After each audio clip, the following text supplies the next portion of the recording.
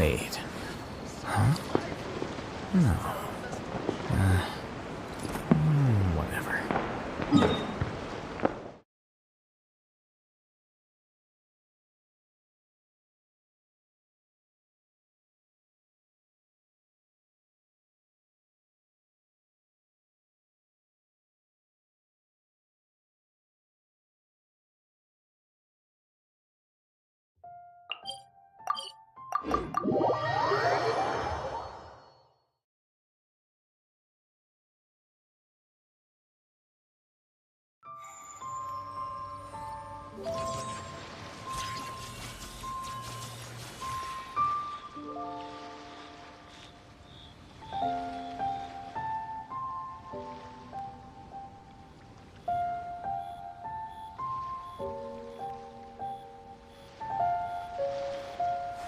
Wait.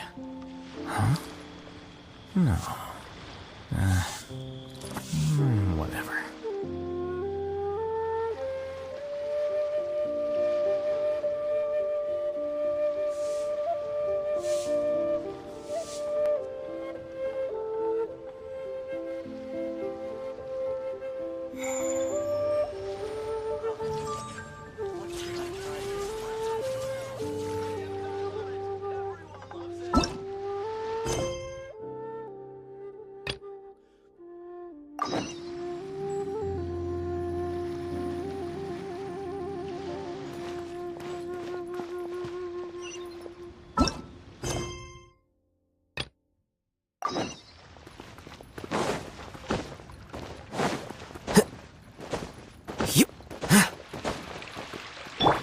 Off we go! Off we go!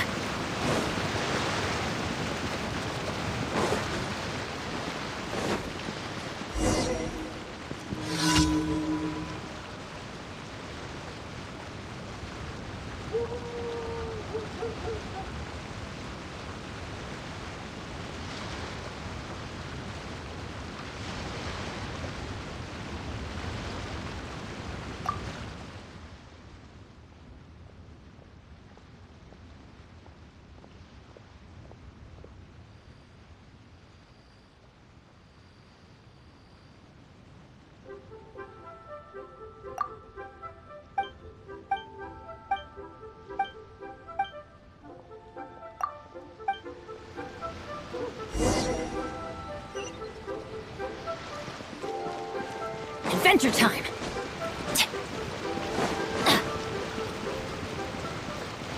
Adventure time!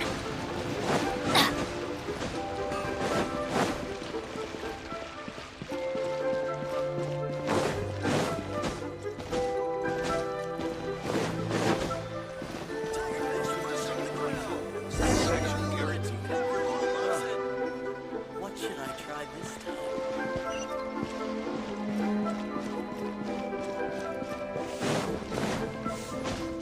Off we go! Hup.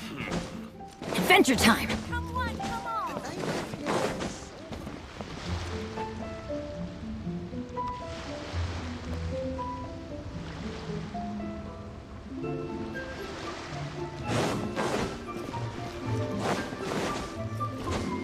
Adventure time!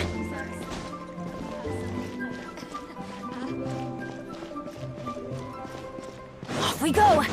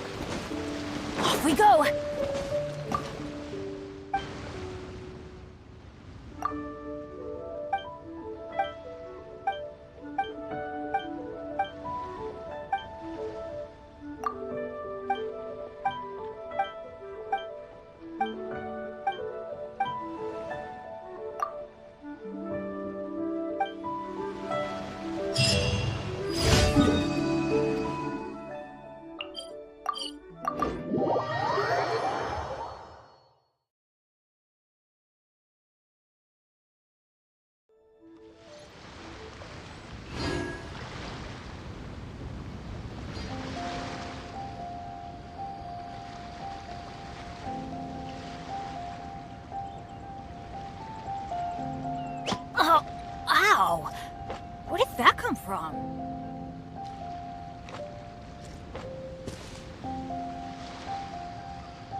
Adventure time!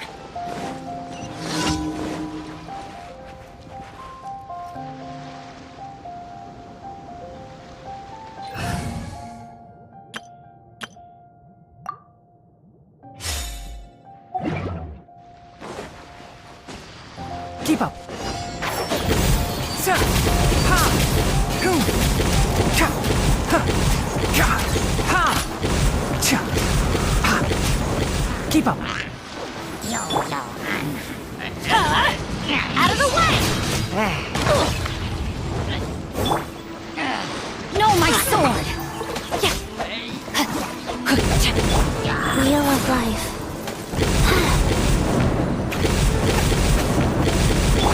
One with the forest.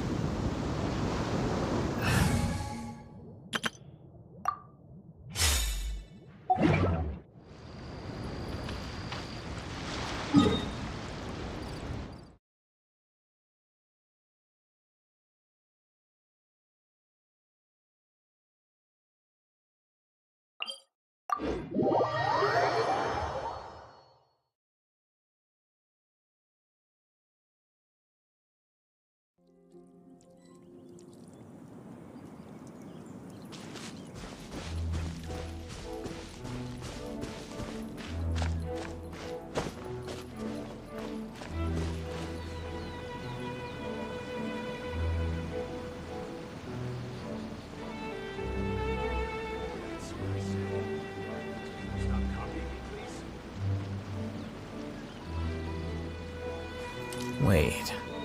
Huh? No. Whatever.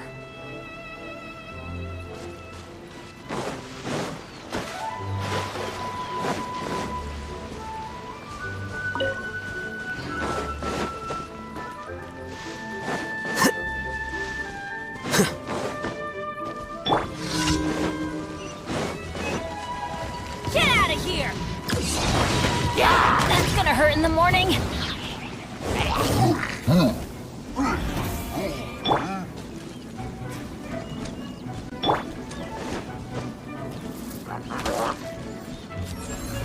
Flicker.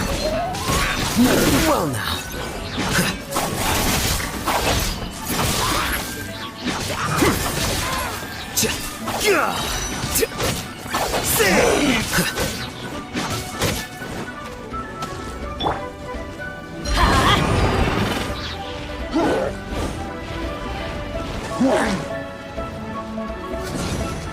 Out of the way!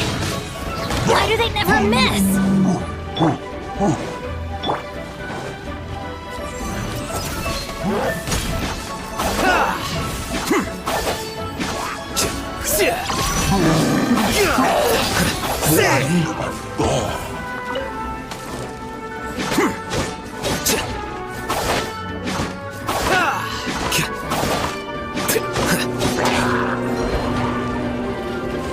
Let me weave you a verse. Teamwork is dreamwork! Huh? Scatter.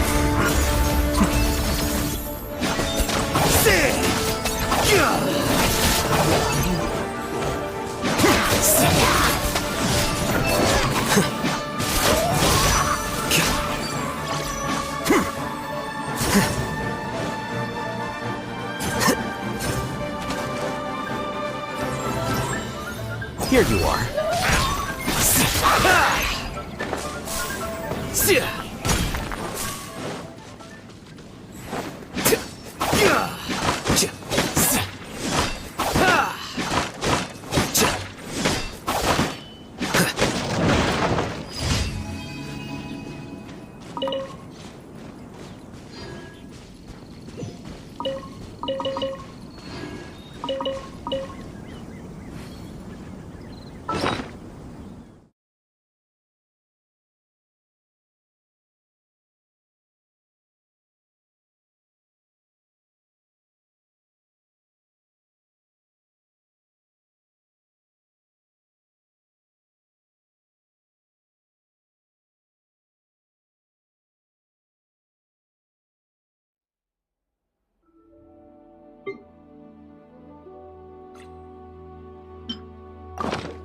The scribe's work is simple, which is exactly why I took the position.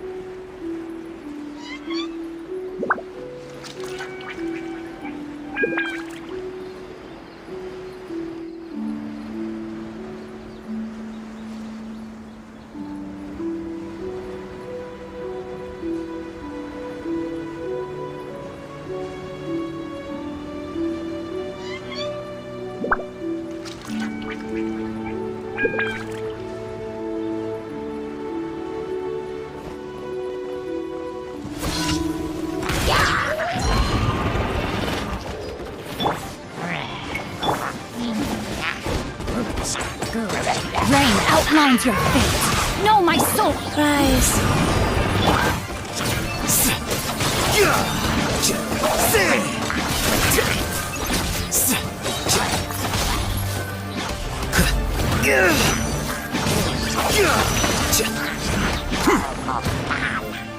I'm going in.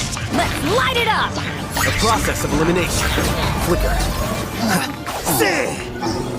Witness the power of Gugwa.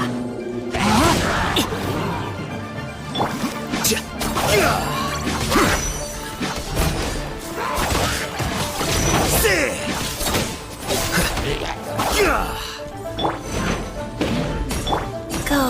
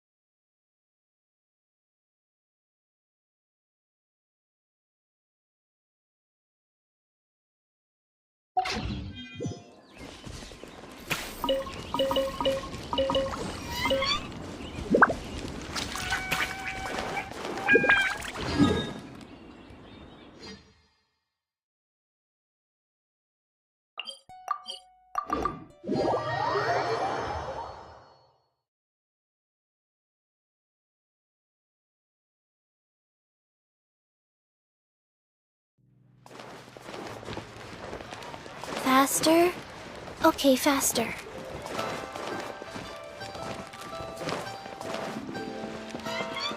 Ad Astra Abyssosk.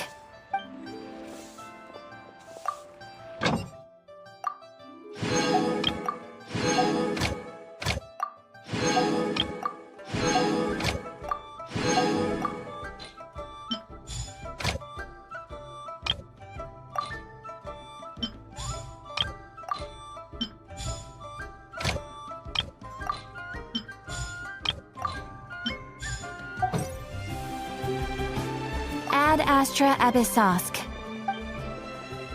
Thank you for completing today's commissions.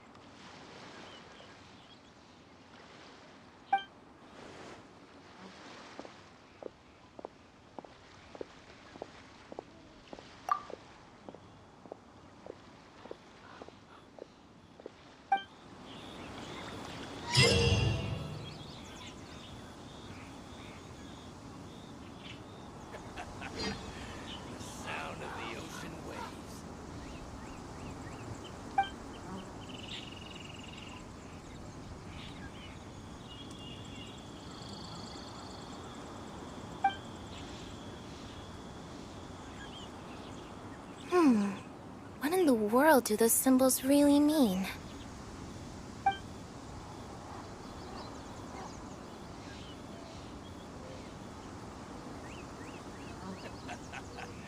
The sound of the ocean waves.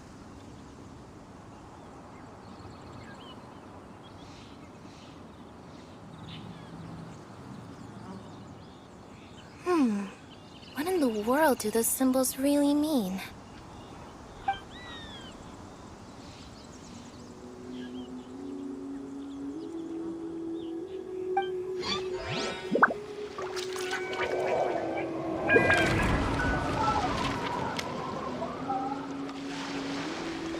Sound of the ocean waves.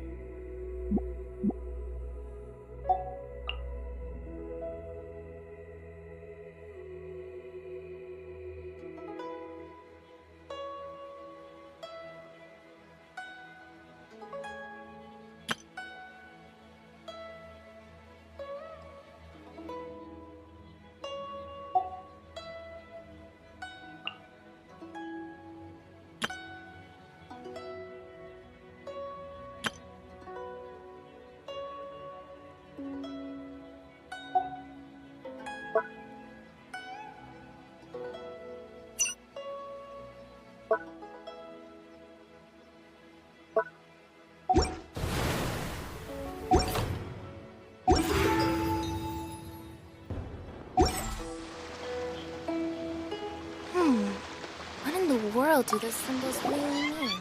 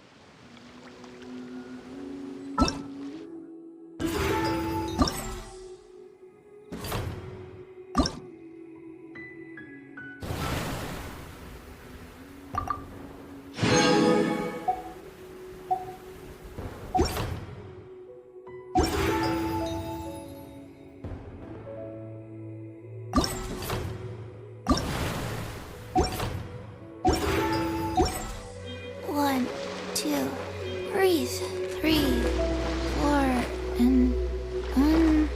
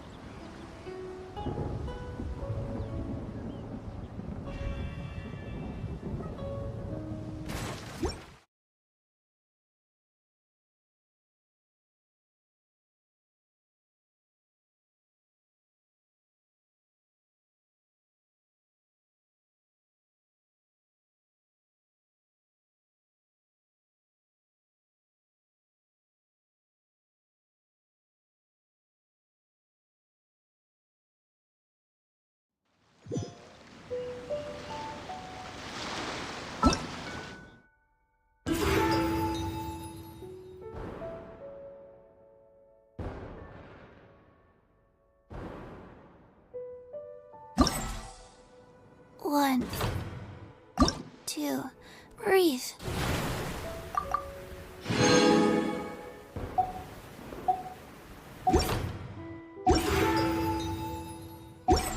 Three, four, and one.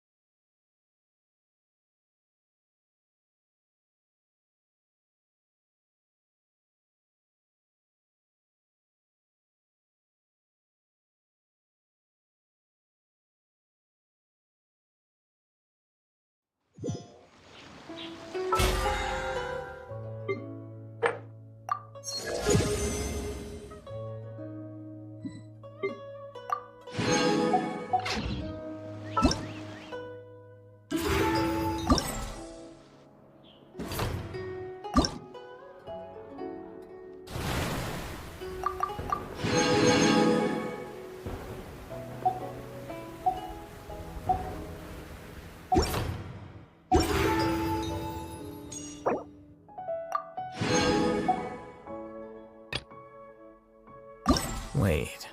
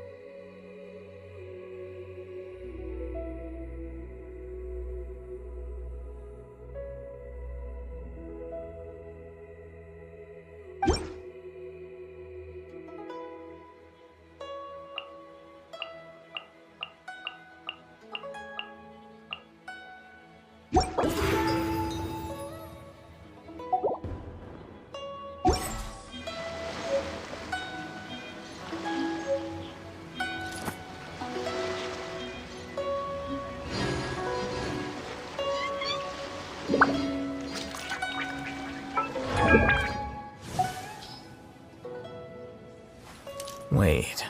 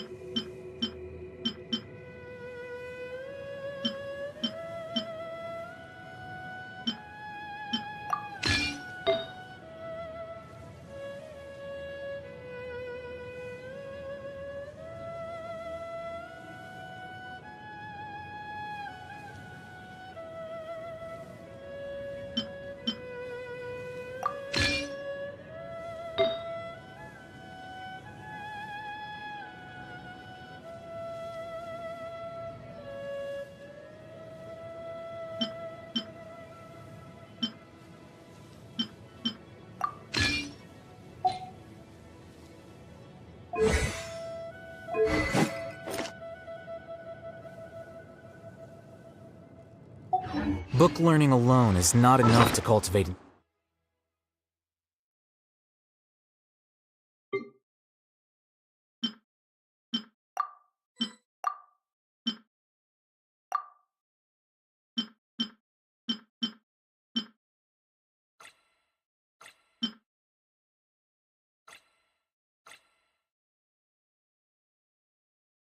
Intelligence.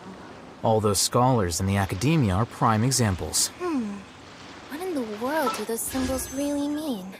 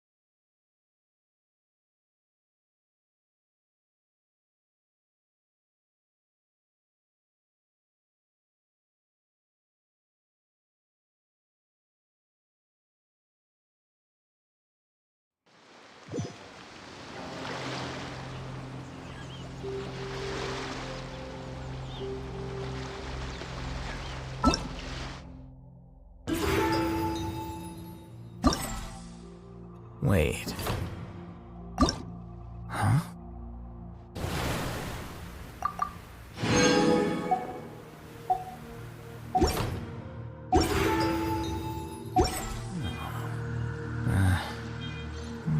Whatever.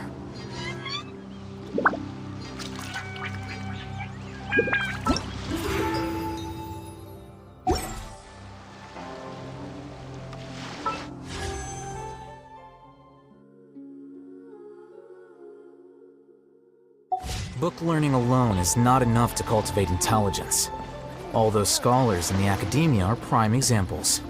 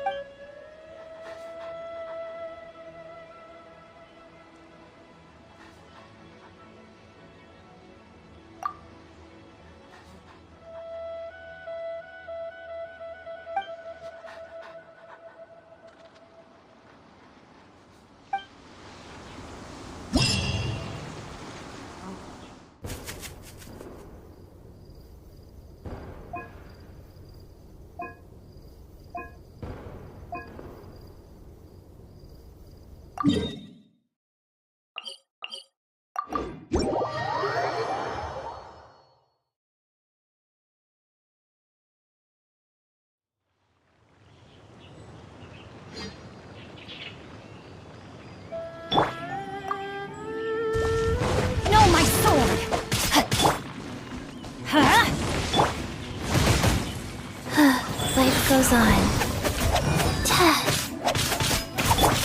Here you are.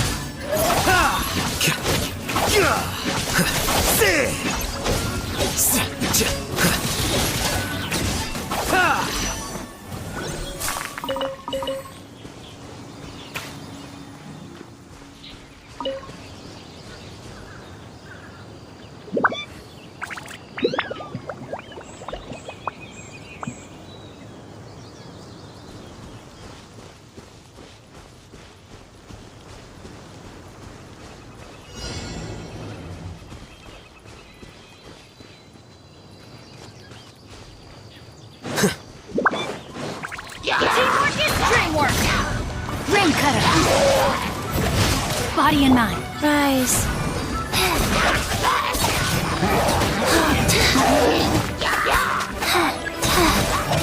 Diffract!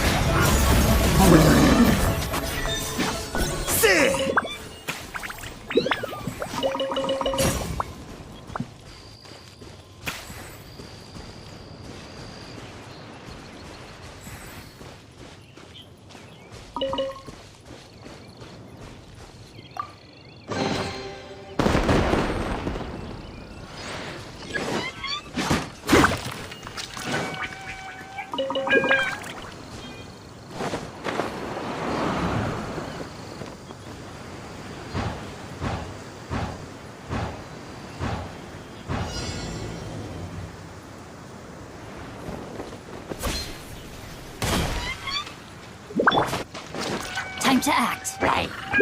Let me weave you a verse. Life goes on. Going in!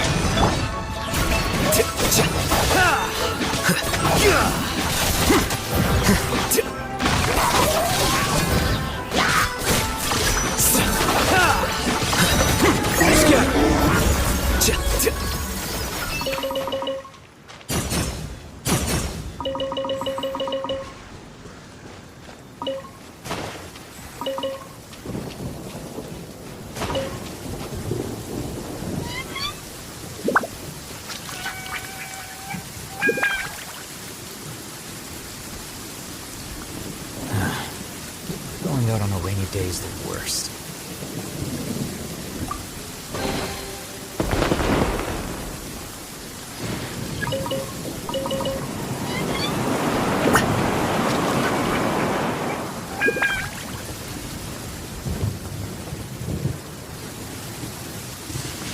It's just a natural phenomenon, so there's nothing to be afraid of.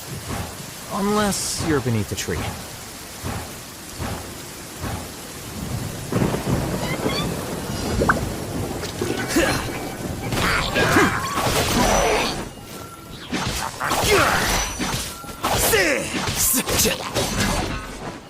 Witness the power of the one.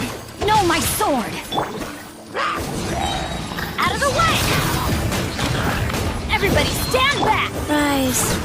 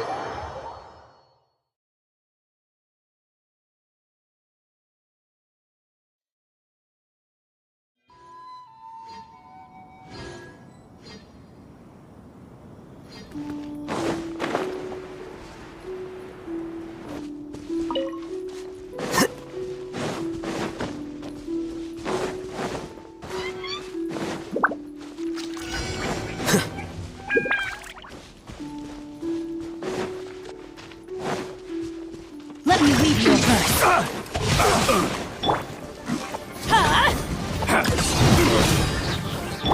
Wheel of life. Process of elimination. Here you are. Another test subject. Freeze!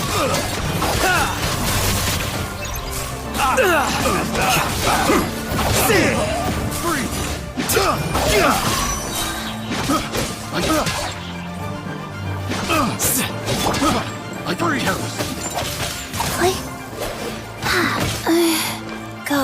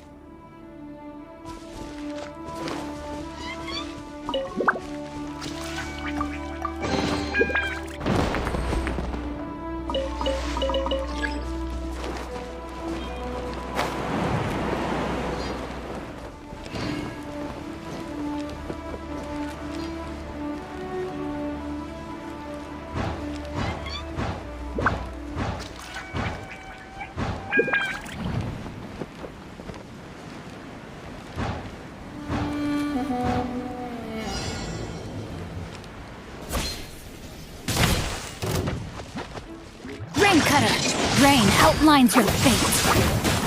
Teamwork is dreamwork. Get out of here.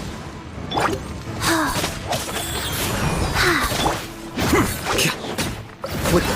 Diffract.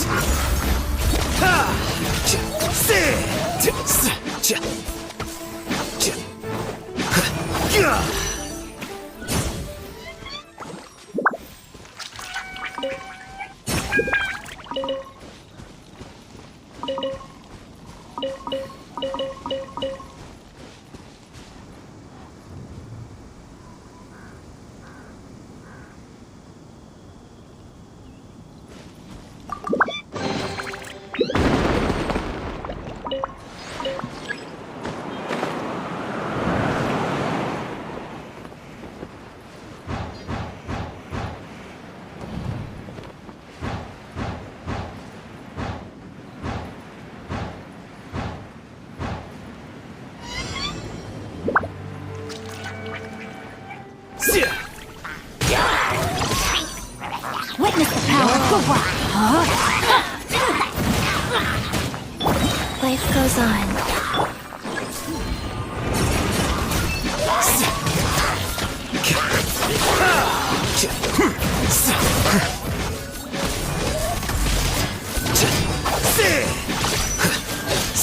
Well now. Let me weave you a verse. Rain outline. Orders given. Orders received. I'm going in.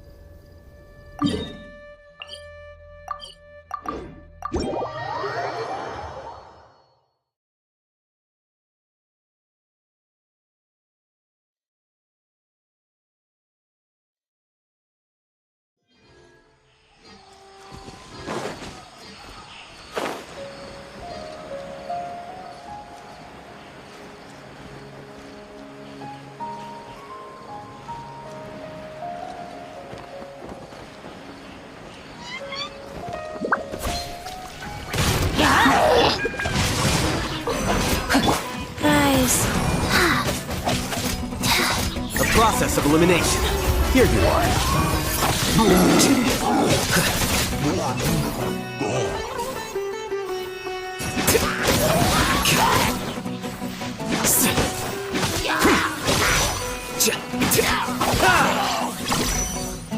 No, my sword.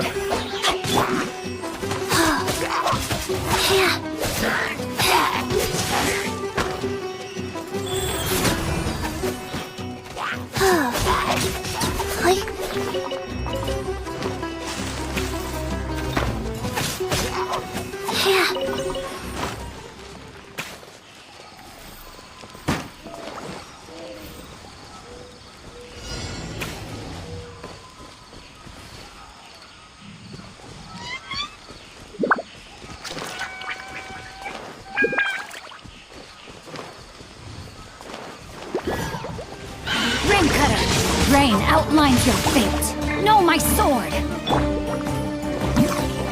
Wheel of life.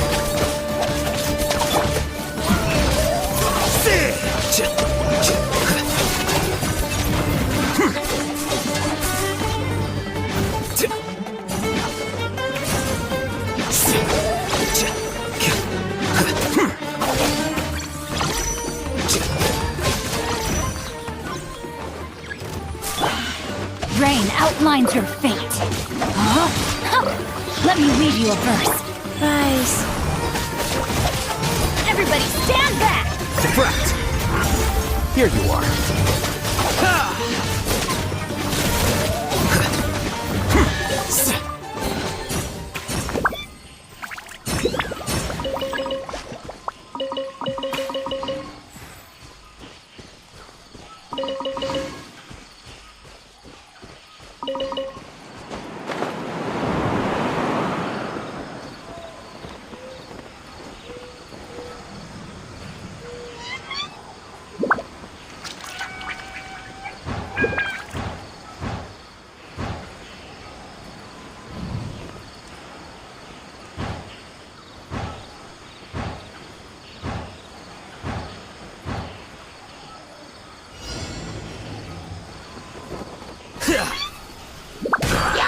No, my sword! Rain outlines your fate. Body and mouth, witness the power of Goop. Flicker.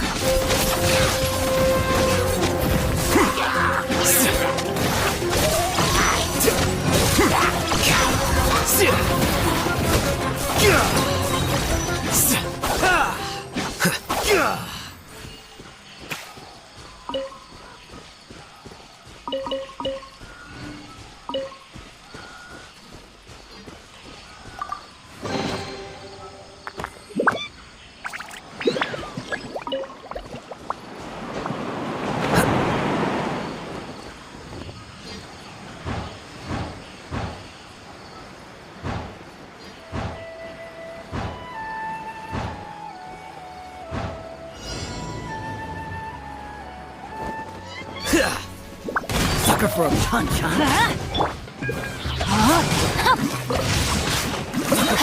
Let me weave you a verse. Teamwork is dreamwork! The process of elimination. Life goes on.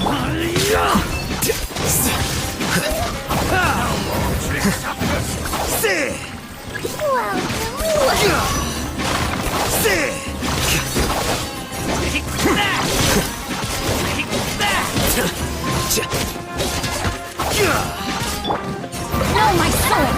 Time to act.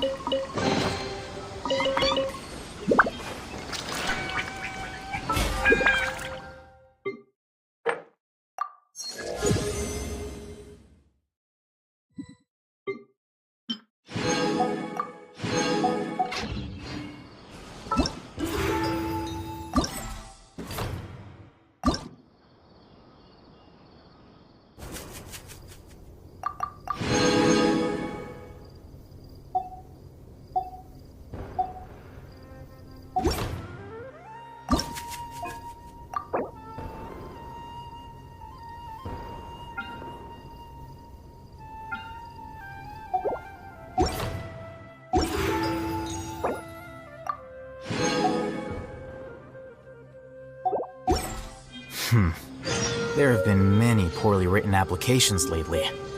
I guess I'll just have to reject them all.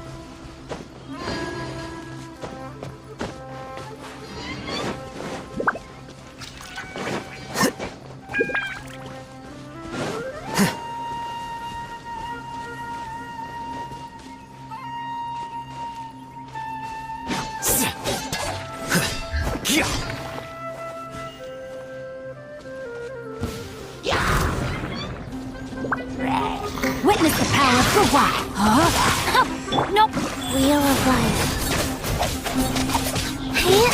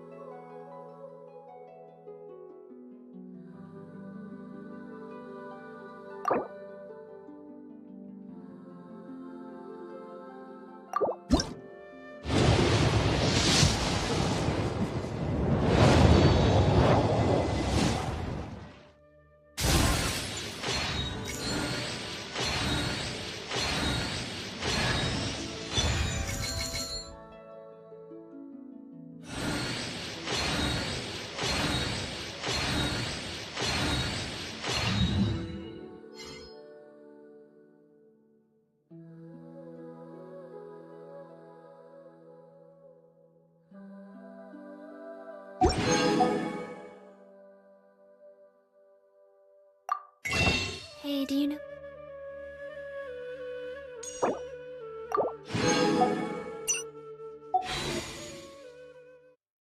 What?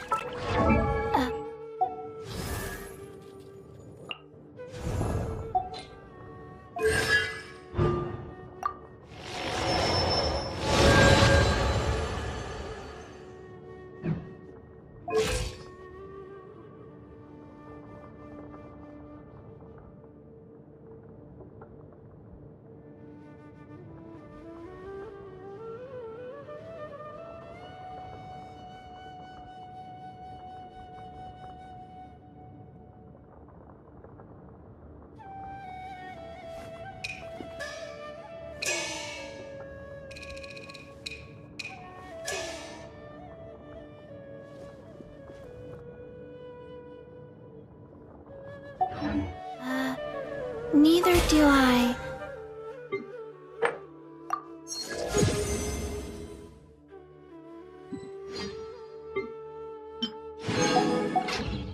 I already forgot.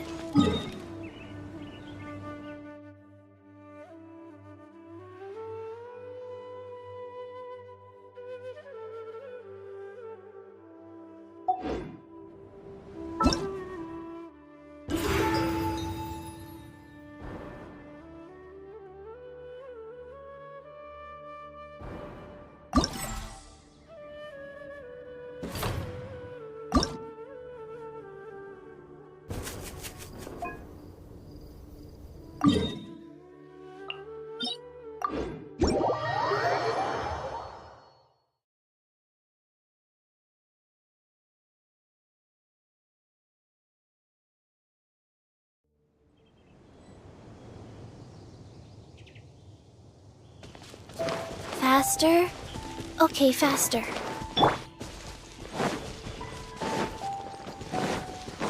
Rain outlines your fate. Time to work.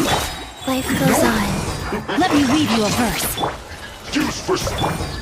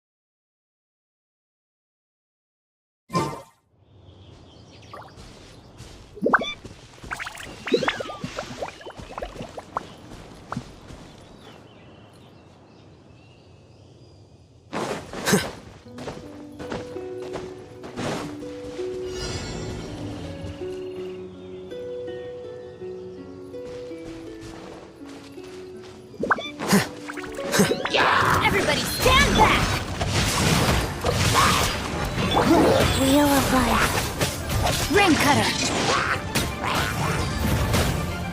Defract! Here you are.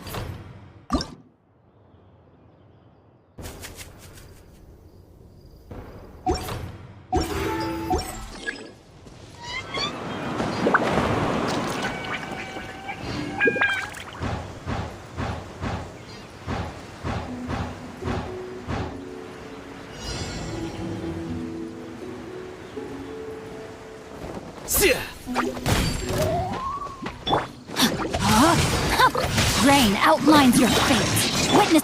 Go.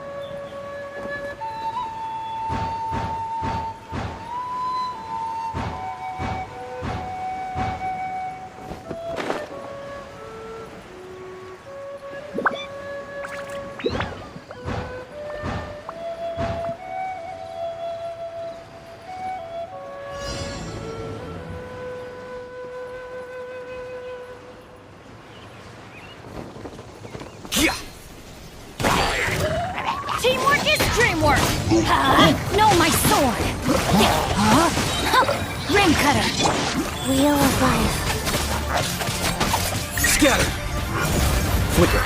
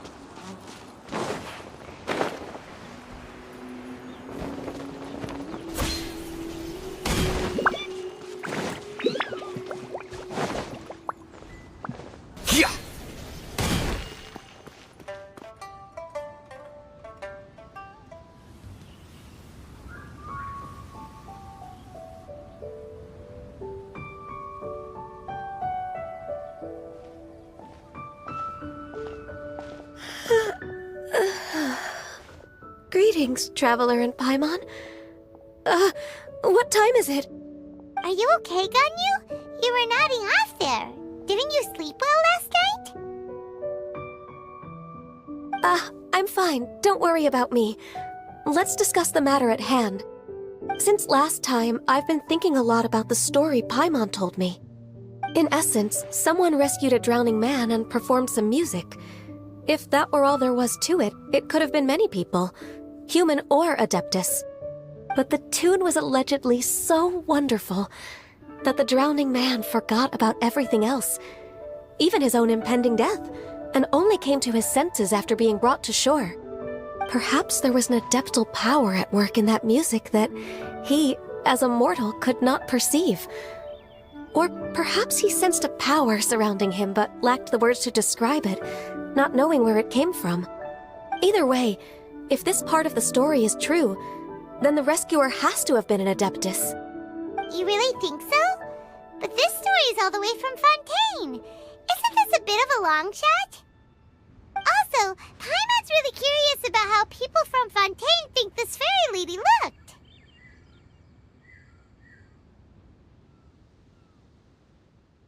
Ooh, like a crystal fly's wings? That would be pretty cool. But Paimon definitely can't imagine any of the Adepti looking like that. Actually, Ganyu, if you had to save a drowning person, how would you go about it? Huh? Me? Well, I'd get them to the shore, and then I'd probably hide behind a tree and watch them for a while. Once I was sure that they were going to be okay, I'd slip away without a sound.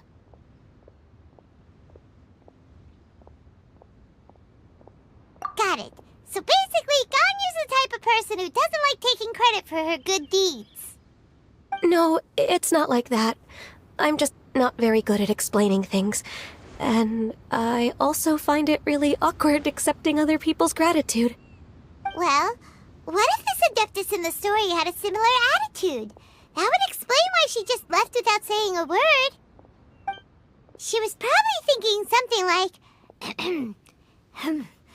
one was merely passing by and saw fit to address this egregious disruption to one's graceful zithering at once. You may keep your thanks to yourself. That was actually a very good impression of Cloud Retainer, Paimon. As far as I'm aware, Cloud Retainer isn't the most musically gifted. Still, we can't completely rule her out just yet. If we set off now, we could head to Mount Outsung and ask her about it. You'll be able to confirm either way if it's her, and I can, I've been in Lea Harbor for so long now that I'm just not as familiar with the Adepti anymore. If there's anything we want to know about them, she's the best person to ask. Sounds great! And we're pretty close with Cloud Retainer by now, so we probably don't even need to bring her food this time, right? I've prepared a gift for her to mark the festival, just in case. However, Cloud Retainer spends most of her days studying mechanisms in her abode. She's on her own so much of the time that the moment she has someone to chat with, she just... Never mind. I promised I'd help Mr. Dvorak, and now that I've made the contract, I can't be having second thoughts. Traveler, Paimon, let's set off for Cloud Retainer's abode. Seems like this is a tough decision for Ganyu, but she's made up her mind now. Paimon gets why she'd be so anxious. Okay, how about this? If Cloud Retainer tries to start telling stories about her again this year, we should pipe up and change the topic. Wait, did she leave already? Hey, Ganyu, wait up!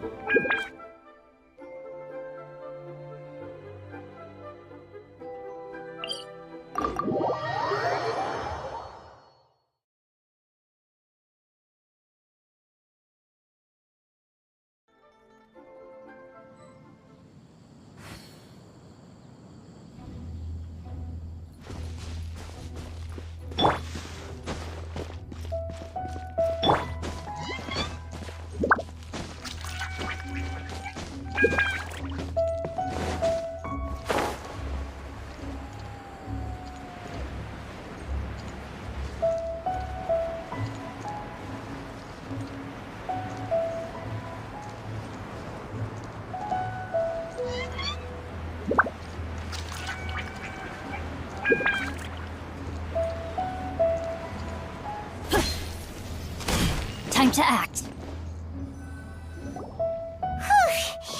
Paimon's so tired from trying to keep up. Don't either of you need to take any breaks? I can't believe it. Cloud Retainer is not here. Huh? Did we miss her? She doesn't like to travel, so in the past, it's always been the other Adepti who come to visit her during the festivals. True. Now that I think about it, Cloud Retainer would be quite capable of taking care of anything on her own. There's no need to worry about her. Since she's not here, I guess the next step is to check all the other Adepti abodes, one by one. Uh-oh. Will it involve a lot more traveling?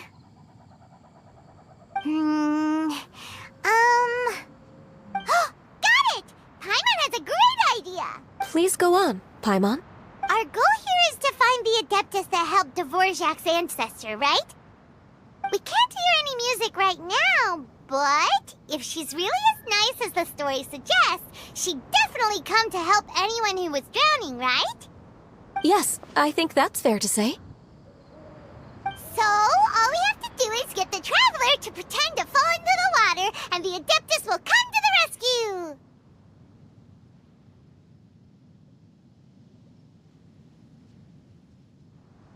You know perfectly well that Paimon can't swim!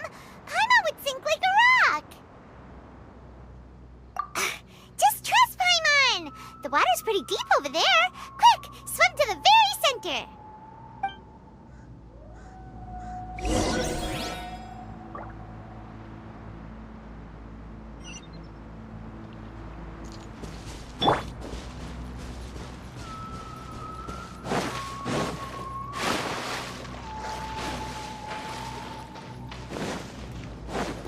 Help!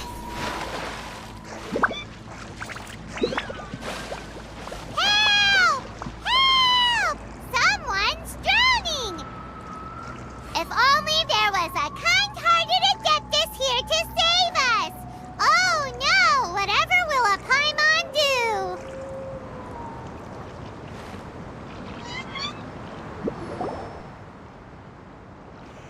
What is going on?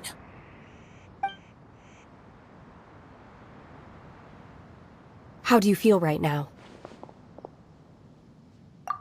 Shenhe! And the Conqueror of Demons! Why don't you say something? Please don't make Paimon explain it. Okay, fine. Paimon will explain. We're looking for an Adeptus who's good at being a lifeguard and playing music. But if the Adepti aren't gonna stay home, then how are we supposed to find them? It wasn't me. Yeah, so this Adeptus is most likely a woman. And I am not an Adeptus, as you both already know, Traveler and Paimon. Okay, so this is Paimon's fault. No way Paimon would have suggested this idea if she'd known how awkward this was gonna be. Glad you're okay. As far as I know, the one you seek is no Yaksha. And one last thing. Your actions here caused others a great deal of worry. Do not repeat them again in the future. As ever, the Conqueror of Demons comes and goes, just like the wind. Right. I didn't dare to say a word just now. How's your training going, Shenhe? Have you made any plans for Lantern Rite? We could spend it together in Liyue Harbor if you'd like. I had planned to spend the festival with Master this year. However... Oh, speaking of Cloud Retainer, when did you see her last? Earlier this morning, she set off for Mount Hulao at dawn. I noticed she was using an Adeptus art of some kind to protect a mechanism that looked like a boiler. Maybe it was a gift for Mountain Shaper. I did not inquire. So we just missed her. Please excuse me for a moment. I think I'll leave the gift in her abode. Sure. Thank you. It sounds like Ganyu and Shenhe have gotten a lot closer recently. Yes. During the summer and winter, I continue to train with Master. In the other months of the year, I have been learning to adapt to human life in Liyue Harbor. Ganyu arranged accommodations for me in the city, and also recommended several work positions for me. But when I try to blend in by referring to her as Miss Ganyu or Lady Ganyu, like the others, she says I mustn't address her like that. Sometimes I'm supposed to copy other people. Sometimes I'm not. It's a little difficult to keep track of everything.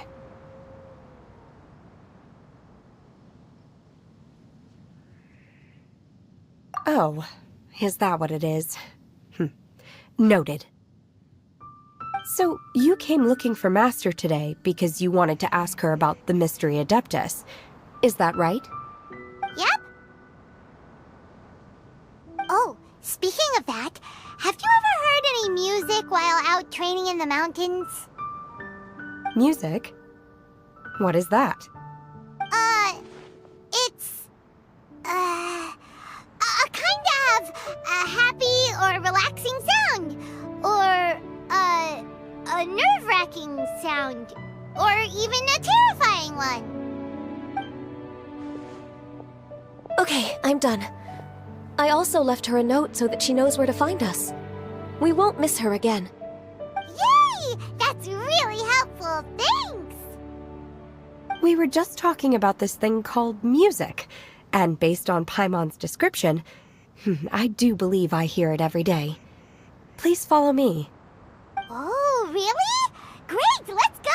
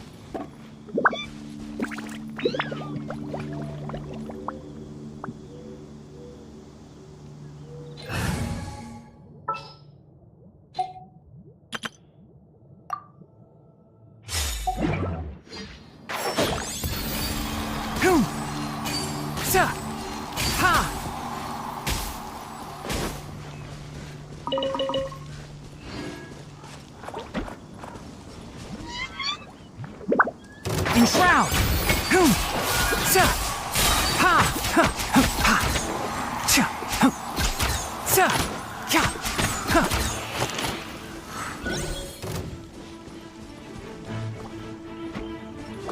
Can't see? I'll uproot you!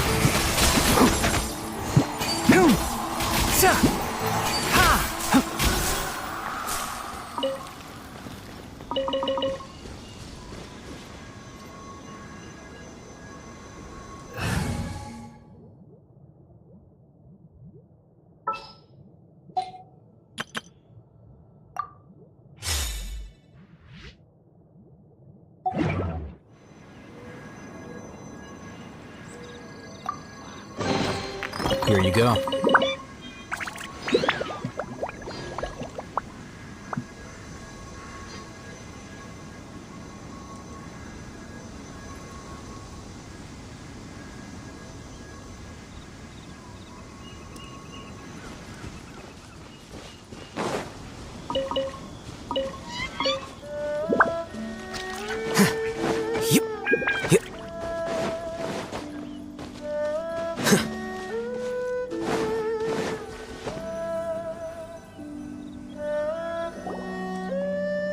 This is the place. I enjoy training here to the sound of music.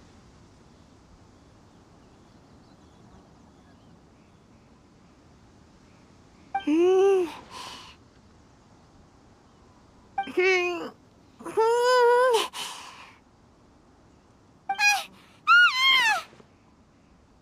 no! Paimon's got death!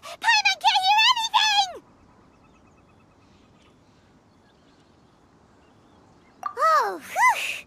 Paimon hasn't gone deaf after all! Paimon heard you when you just spoke.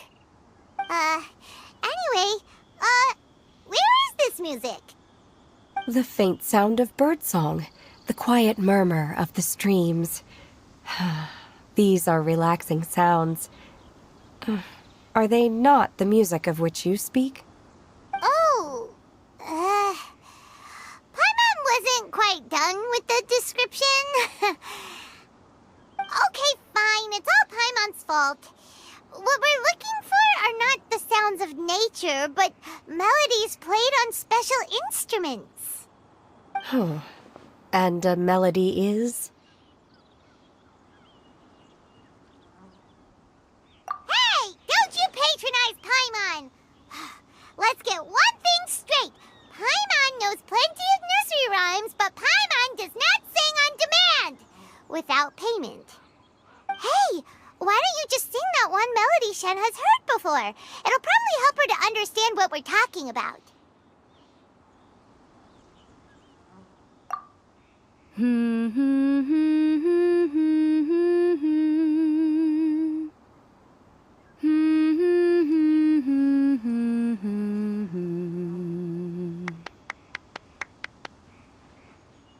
Oh, was that from the opera that Yunjin sang? Mm-hmm. That was a melody, and melodies can be called music. It felt like I was transported back to the past. In my mind's eye, I could see the Zhao lanterns lighting up the night sky again. We're all there, raising our glasses and drinking to our heart's content on the Jade Chamber. As I watched Yunjin's performance, I felt a warm sensation in my heart.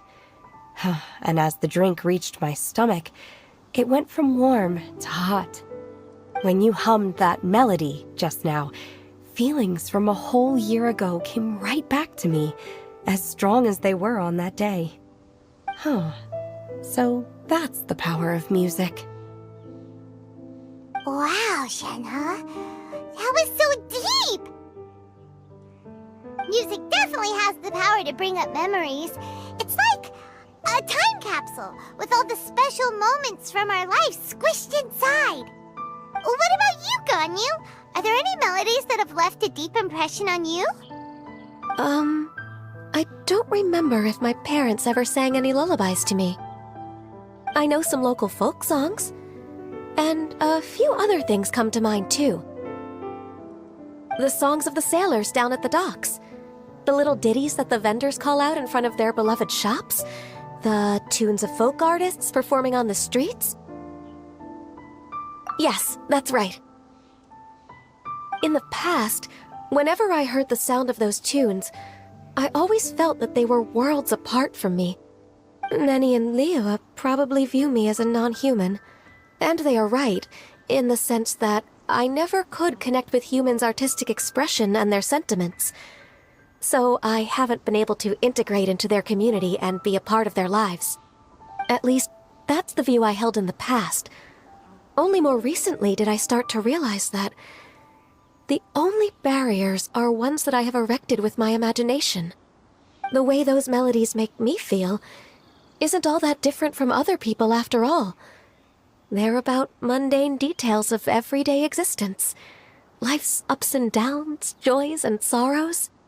Even though we come from different backgrounds and have different stories to tell, when it comes down to the most common things that we see and experience around us each day in the city, in that sense, we're all the same. You go, Ganyu! You're really making progress. You have loads of friends in Liyue Harbor when you think about it. Like, okay, maybe some are more like coworkers and bosses, but at the very least, Kuching and Shenhe are your friends now, right? Yes, I am. Technically speaking, we should refer to each other by the conventional forms of address used among fellow disciples. But now that I know what constitutes a friendship, I do believe we are more friends than co-disciples. Thank you, everyone. Once the days are warmer, I would like to host you at my home in the city. please invite Kuching as well. I've planted many types of flowers. I'm sure some of them will be to your taste. You are too kind. I couldn't possibly. Nonsense. You are my friend. I have cultivated and cared for the flowers just as you taught me. Once you've seen them for yourself, I am sure you can advise me how to do an even better job next time.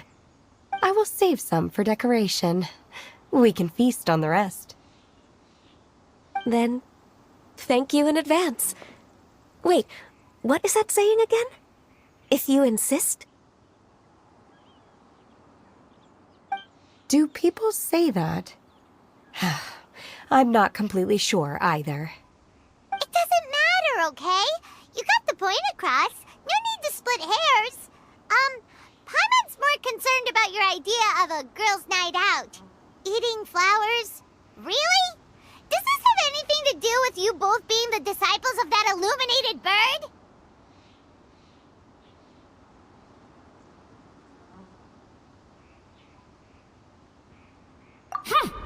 Who dares refer to one not by one's Adeptus title, but merely as that illuminated bird? Master. Our greetings, Cloud Retainer. Ah! There it is! The illuminated bird has landed! Double humph. Now she has the gall to use it rather than she, even after being chastised once already? Huh. Barely a moment has passed since we last met, and yet your impertinence has reached new heights. Very well. If you refuse to learn your lesson, one shall scold you no further. One has received your message from Ganyu. On the matter of the Adeptus you seek, one suspects to know their identity. Well, shall one lead the way?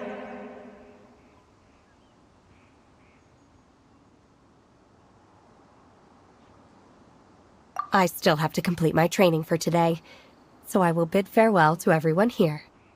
Very well. Await my arrival at one's abode later this night. On this special occasion, you should indulge yourself with some savory dishes. If you want to release a Shao Lantern, come and find us anytime. Thank you, everyone. Happy Lantern Rite to you too.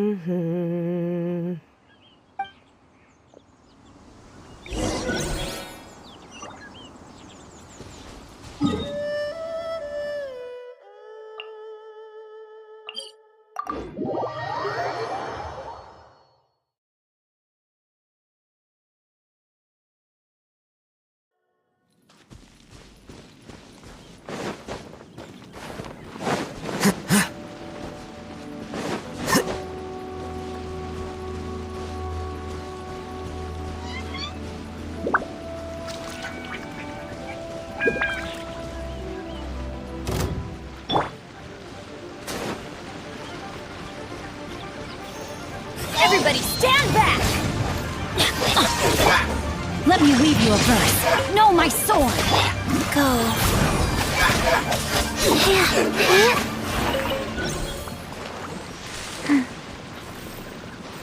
Faster.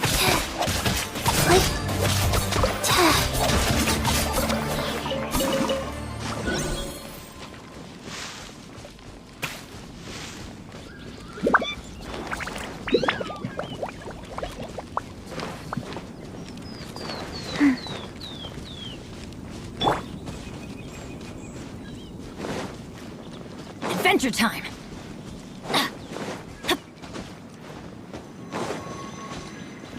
Off we go!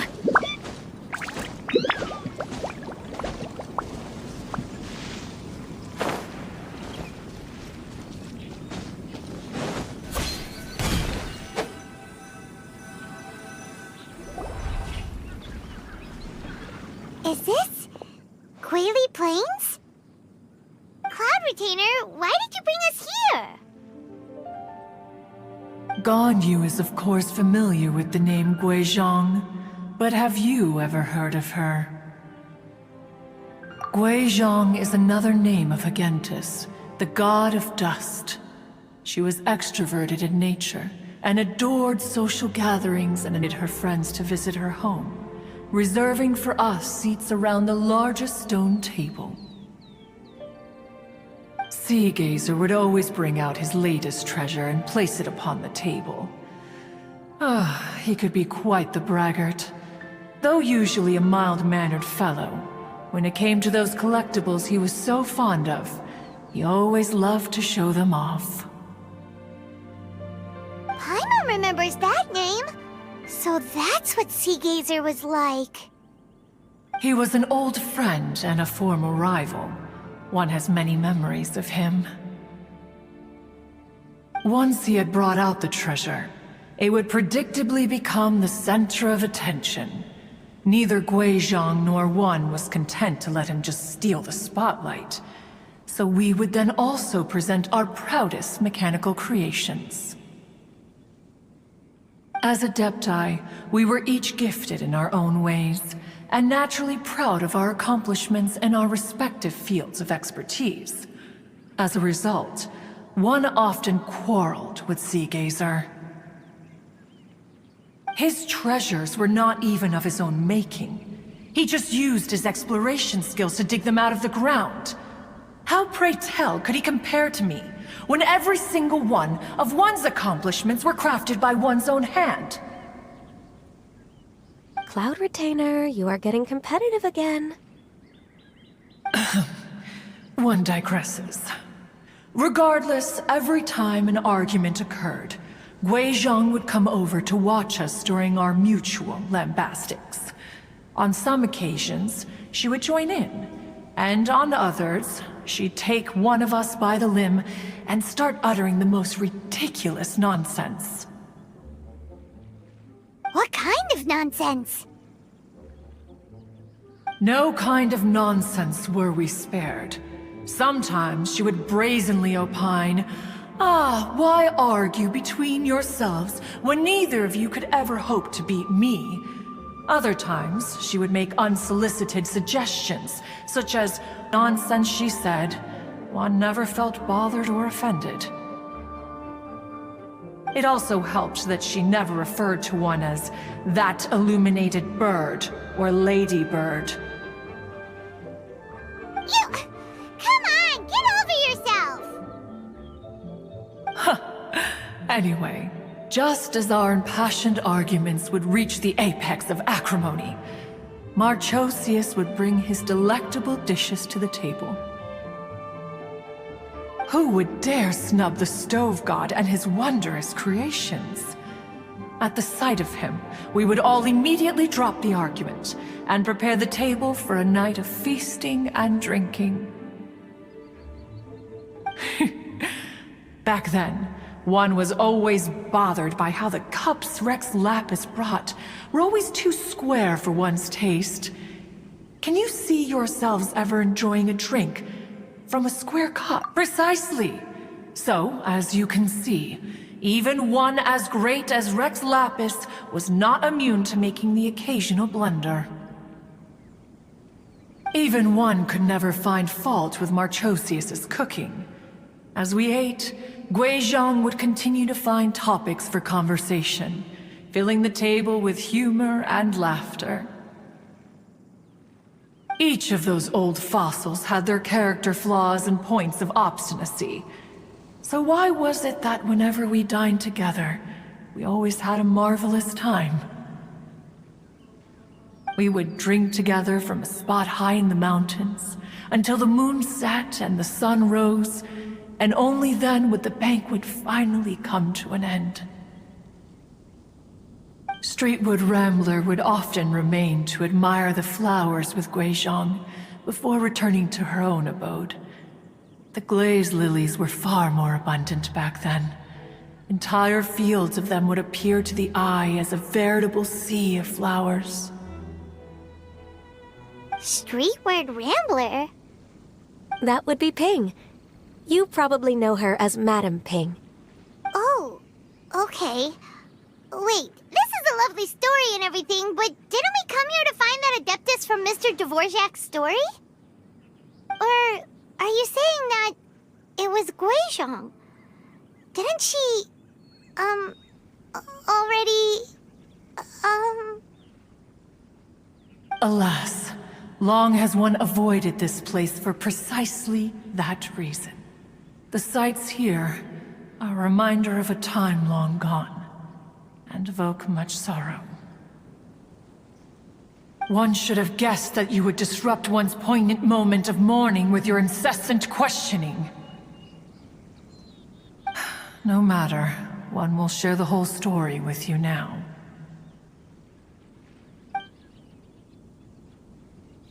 In times gone by, one quarreled oft with Guizhong concerning mechanical principles. We each had our ideals, and neither would yield.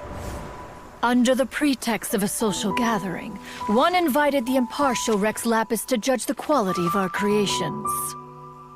But Rex Lapis declared that Guizhong's Obscuro Vulpus mechanism was superior.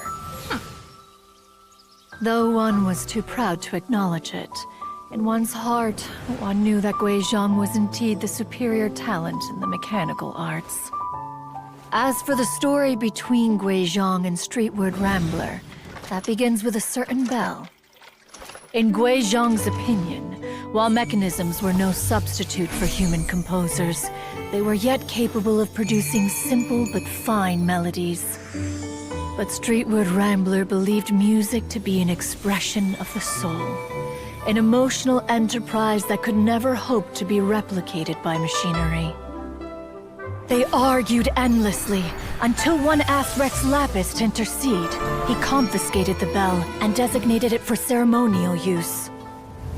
Thereafter, one would often find them convening in the mountains, discussing music, mechanics, and all the affairs of the mortal world.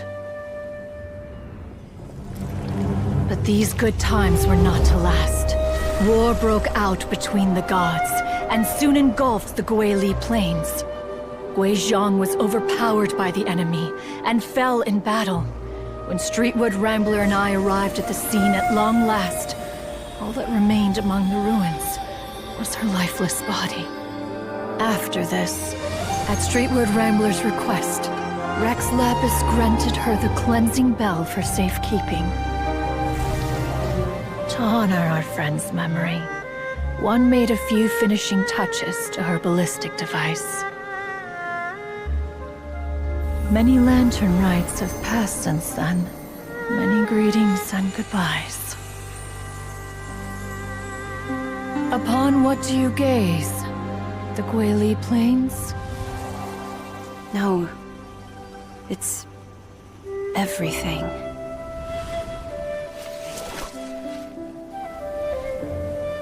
We think of human life as like a lantern that's lit one minute and extinguished the next. But are we Adepti so different? Perhaps as dust settles after a storm, we too must one day return to the world below. One has always been austere and private by nature, and has never relished socializing. One's dealings with Guizhong were born out of discussions on the discipline of mechanics. What? You have loads of friends, and you seem pretty chatty. Just because one is not ignorant of social graces does not mean one is fond of them. One is perfectly capable of partaking in conversation despite being introverted. But in the end, one is nothing like Streetward Rambler. She is dauntless but thoughtful, not to mention eloquent and wise. Moreover, her friendship with Guizhong was far greater than one's own. Back when they were rivals, they would often compete against one another in the realm of musical composition. That cleansing bell was one of Guizhong's proudest works, having the ability to both compose and perform. Wait, that's weird. Didn't Madame Ping say she pestered an old friend for that bell? And And she also said something about being a vain beauty when she was young or something. Streetward Rambler, a vain beauty. My foot. That bell has a sad history. Clearly, she refrained from sharing with you the truth of its origins, since the right time had not yet come. As for her old friend, who else could it be? As soon as Streetward Rambler heard that a certain Zhang Li wished to borrow the bell, she realized that the man was none other than Rex Lapis, and that he had made an enormous decision.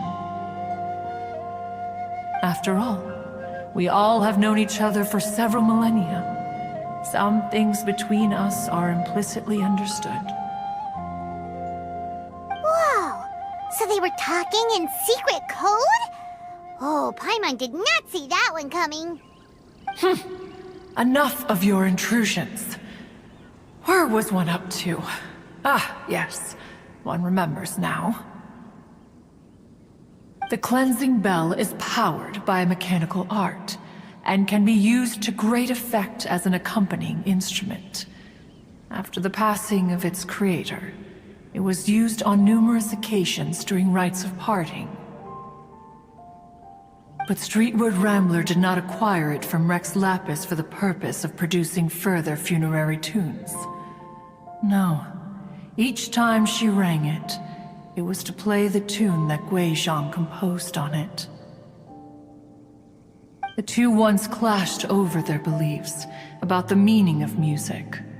Who would have thought that with Gui Zhang's passing and Streetward Rambler's mourning, two tunes composed in discord would eventually become one harmonious composition?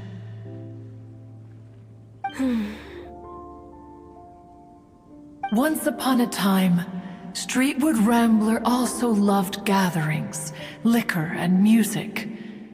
But after Gui Zhang passed, she preferred her own company. She could often be found sitting alone at a mountain summit, contemplating and reminiscing with her zither. The music would go from mournful to soothing to impassioned. Many years passed before she finally composed a melody to her satisfaction. In celebration, she played the tune to the clouds. Regrettably, one has only ever heard her play that tune once. Which brings one back to the matter you've been investigating. Perhaps it was during that performance that the ancestor of your Fontaine friend fell into the water and was saved by Streetward Rambler. But if she was so happy with the melody, why would she only play it once? One was also greatly perplexed by this. After suppressing one's curiosity for a long while, one finally approached her and asked why she would retire the tune after having spent so long on it. In response, she said, "Though the strings that played that melody survive, the one who inspired it is gone. Tell me, Cloud Retainer, when the one attuned to my soul is no longer here, who else could hope to understand this tune?" Aw, poor Madame Ping. I just remember being taken care of by you when I was young. Once the Archon War came to an end, I stayed behind in Liyue Harbor to honor my contract. Although I met Gui Zhang a few times, I never knew anything of this particular story. Gui Zhang was quite the visionary, but tragically passed before her time. Her manuscripts still lie unfinished in the realm of clouds. Blank pages give one cause for contemplation on what might have been. Had you not decided to search for that mystery Adeptus, perhaps these stories, too, would have been lost to the sands of time.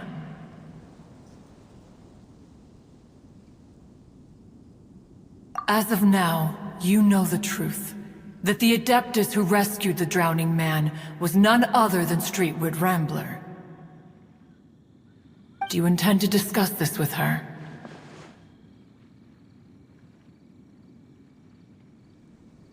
Do you mean Ping might find the topic too distressing? Precisely. The passing of our old friend is a heavy topic that both of us are usually careful to avoid. If I may be so bold, Cloud Retainer, could it be that this is just your own personal opinion? Oh? How so? I've been in Liyue Harbor for quite a long time now, and I've witnessed many farewells along the way, so I too am well acquainted with the pain of the passing of a loved one. But this doesn't bring the city or its people to a standstill. They have to keep moving forward. Someone as perceptive and wise as Ping will surely have come to understand and embrace this. Though these immortal mountains have lost an Adeptus, the harbor of mortals has gained a wise elder. No loss can ever be undone, but there is always much that can still be gained. Ping has helped countless people, and will guide many others in the years to come. And all to whom she extends a helping hand become her friends. People she can admire flowers and discuss music with. Though it is heartbreaking to lose a kindred spirit, life goes on, because there are new friends waiting for you further down the road.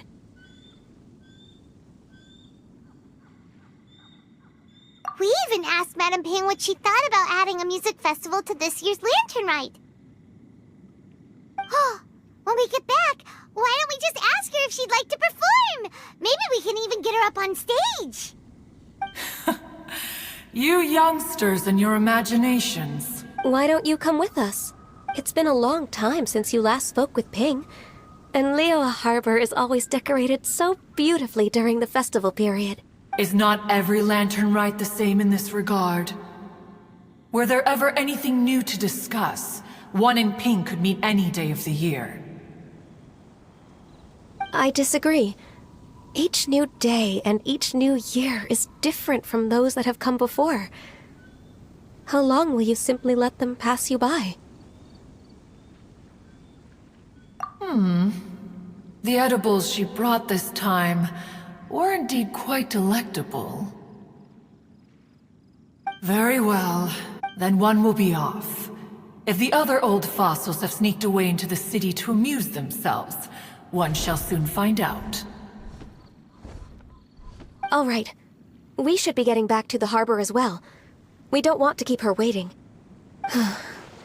Once the Guili Assembly, now the Guili Plains. Say, if we planted flowers there, and cared for them carefully enough, do you think that one day we'd be able to recreate the Sea of Glaze Lilies? Allow one to take back one's praise from a moment prior. You are still far too given to flights of fancy, child. What? Cloud Retainer? You were still listening? One observed that you were making no effort to leave, and returned to chasten and hasten you. This time, one is departing in earnest.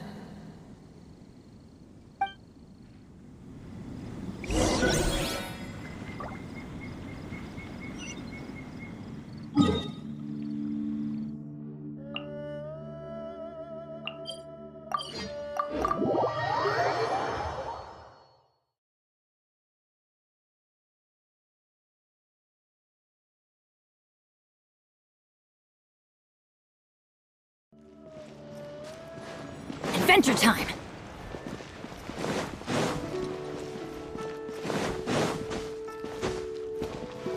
Off we go!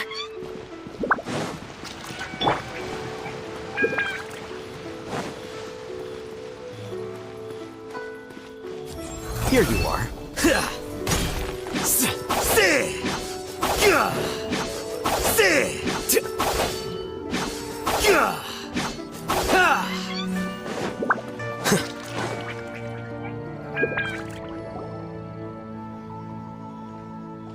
Whoa, Madame Ping and Cloud Retainer?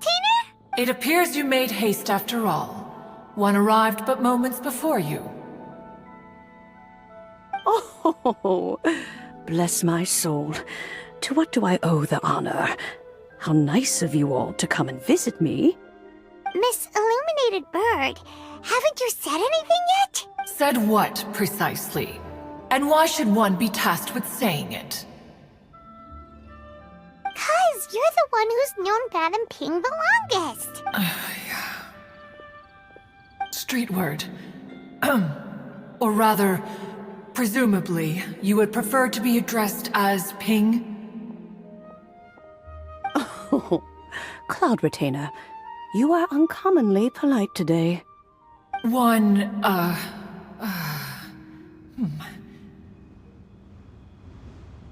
Given that Lantern Rite is almost upon us, the weather in the city is most pleasant, and a sweet floral fragrance lingers in the air. Ganyu, please continue from here.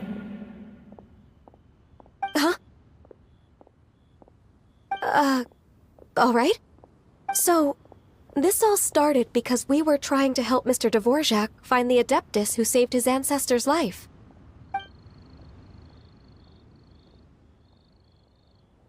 Cloud Retainer informed us that the one who played that melody and rescued the drowning man was none other than yourself. Let me think. Yes, I do believe I recall that encounter. What a long time ago that was. I'm surprised that you still remember it. Even more astonishing, perhaps, is the fact that this story has survived this long at all, when mortal lives are so very brief. It appears that she has proven herself right once again. Who's she? We like to call her Guizhong. From the look in Cloud Retainer's eyes, I sense that she has already told you all about her. Albeit reluctantly, one might add. Oh, there is no harm done. After all, Lantern Rite's very purpose is to commemorate the heroes who gave their lives for Liyue. Although Guizhong did not live to see the splendid sights of today, she was as much a hero as any other. So how has she proven herself right again exactly? Once upon a time, she said to me that humans were a weak form of life that she wished to protect with her wisdom. But as she interacted more and more with them, her opinions on them began to change. She marveled at the beautiful complexity of their spirits, the sheer splendor of all they could accomplish through their hard work and intelligence. She told us that to underestimate human potential would be to make a grave mistake. With the smallest amount of guidance, enormous power can be unleashed in them. And a human who has reached their full potential may well be her equal. Someone who could have as much to teach an Adeptus as to learn from them. She always had a way with words.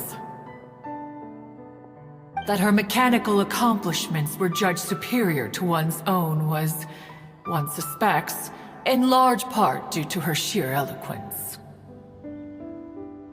Speaking of mechanics, Cloud Retainer, do you still remember that potted plant mechanism? The one that the two of you gave me as a gift? Of course. Guizhong and one both put an immense amount of effort into that gift. It would be no overstatement to call it a testament to each of our individual technical genius. As Guizhong once said, it takes every blade of grass and every flower to make a homeland. When I see the sight of Liyue Harbor before us today, I am reminded of this. Madam Ping looks very emotional right now.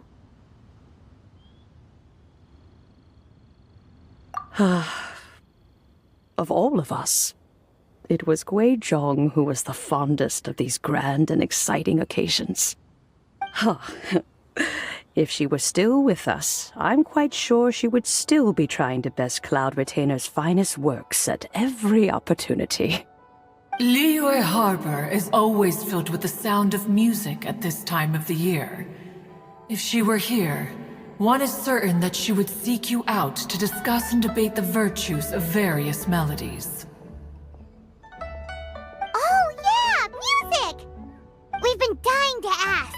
What was the melody that you played back then? Oh, also, with you being such a music expert and all, why don't you join the concert as a performer? I can make arrangements right away. Oh, as much as I don't wish to dampen your enthusiasm, it's been a long time since I played this zither. My fingers don't have the dexterity they once did. And whenever I play that tune, it always reminds me of her. I start wondering what she would think of the changes I have made to her melody. There was a period of time whenever I started strumming, it almost felt like she was back again. Sitting right there on the stone stool next to me, chatting away. Skybracer and Seagazer too, looking just like they did in the old days. No matter how much time goes by, the moment that melody starts playing, it transports me right back to that time in my memory. So the past still weighs heavily on your heart? Well, I would be lying to myself if I claimed to have completely moved on. But that is not to say that grief doesn't get easier with time. Despite the sadness, I have found many things that bring me joy in life. It is simply the nature of the world in which we live that even if one wished to mourn for an eternity, it would be a nigh impossible feat. Just look at this potted plant. Isn't it stunning? It takes an honest and open mind to confront and conquer grief. You have indeed made progress. Be that as it may, I shall leave the Lantern Rite stage to the youth of today. Well, if you're sure. Granny! Whoa, what's everyone doing here? Did something bad happen? Ah, and now we've spooked Yanfei. No, everyone's just here to give me their regards for the holiday. Oh, that's wonderful, I'm glad. Well, in that case, happy Lantern Rite, everyone!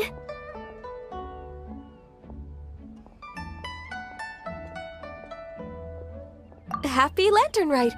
Oh, I just remembered that I have some, work to do at Yuehai Pavilion that I need to discuss with Yanfei. I haven't been able to find a chance until now. I will leave Mr. Dvorak in your capable hands. Cloud Retainer, Ping, we will be off for now. Huh? Does it have to be right now? Which case is this again? Hey, Ganyu! It seems Ganyu still has much to learn when it comes to the art of deception. What a pity. She has learned nothing of one's ability to carry a conversation. Since it's been so long, Cloud Retainer, why don't you stay? I'll make a cup of tea and we can chat a while. Gladly. This was one's intention as well. When you next see the Fontaine musician, please give him my regards. I'd like to wish him the very best with the concert. You got it, Madam Ping! Thank you all. I think you've listened to enough of my nattering for one day. As for that melody, I will play it for you all another time. Goodness knows I need to practice it first. Wow, that'd be great! We'll look forward to it. When that time comes, wherever her spirit may be among the countless grains of sand and specks of dust between the harbor and the mountains, perhaps she will look at the Liyue of today and steal a smile when she sees the prosperous land that it has become. Alright, let's go tell Mr. Dvorak the news.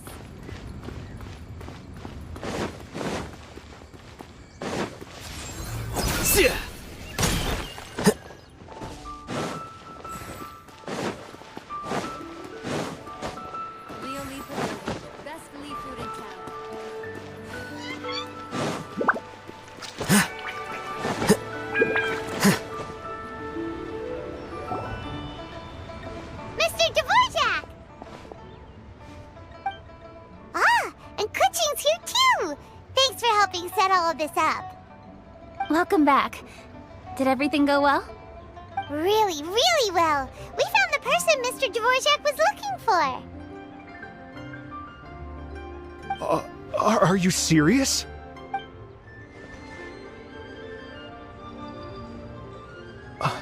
I see. So the melody my ancestor heard was an adeptus remembering her late friend? That certainly explains why it was such a powerful and poignant tune. Huh. That's a really interesting first reaction. Guess that comes with having a musical mind. I have to say, though, it's hard to believe that the fairy from the tale is now an elderly granny.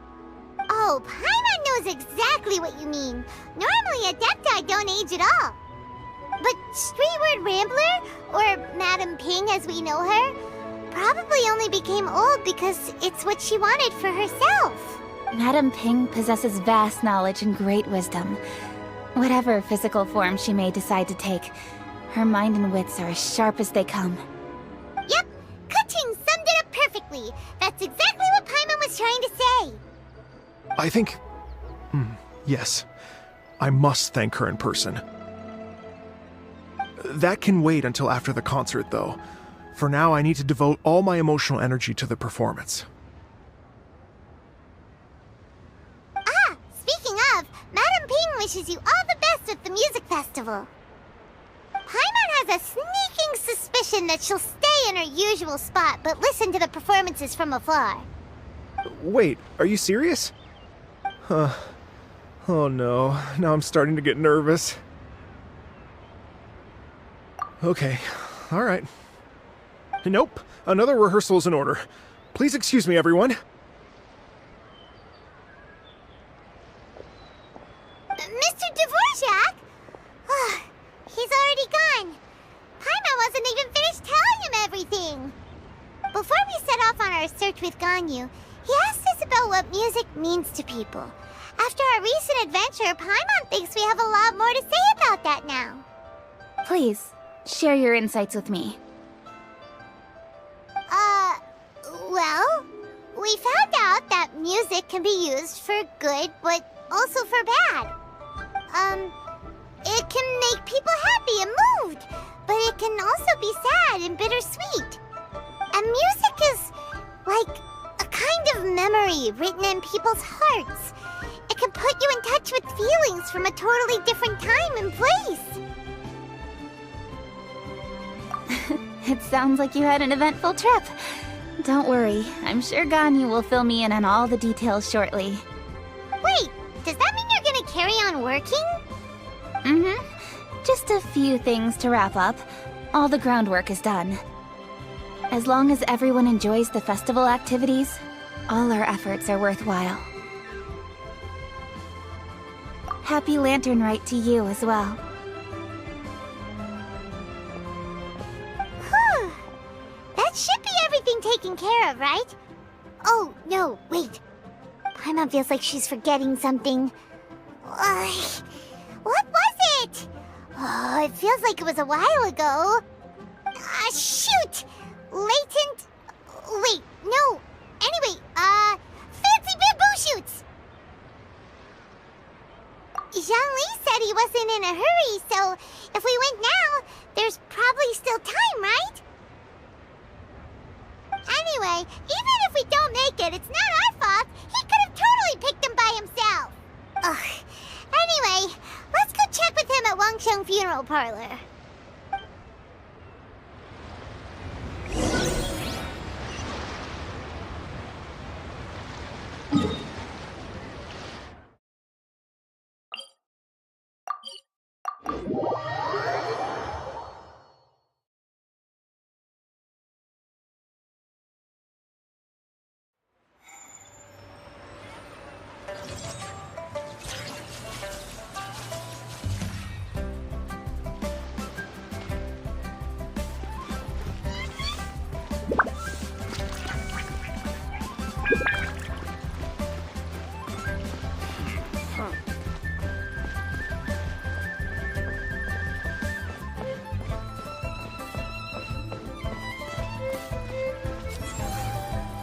Da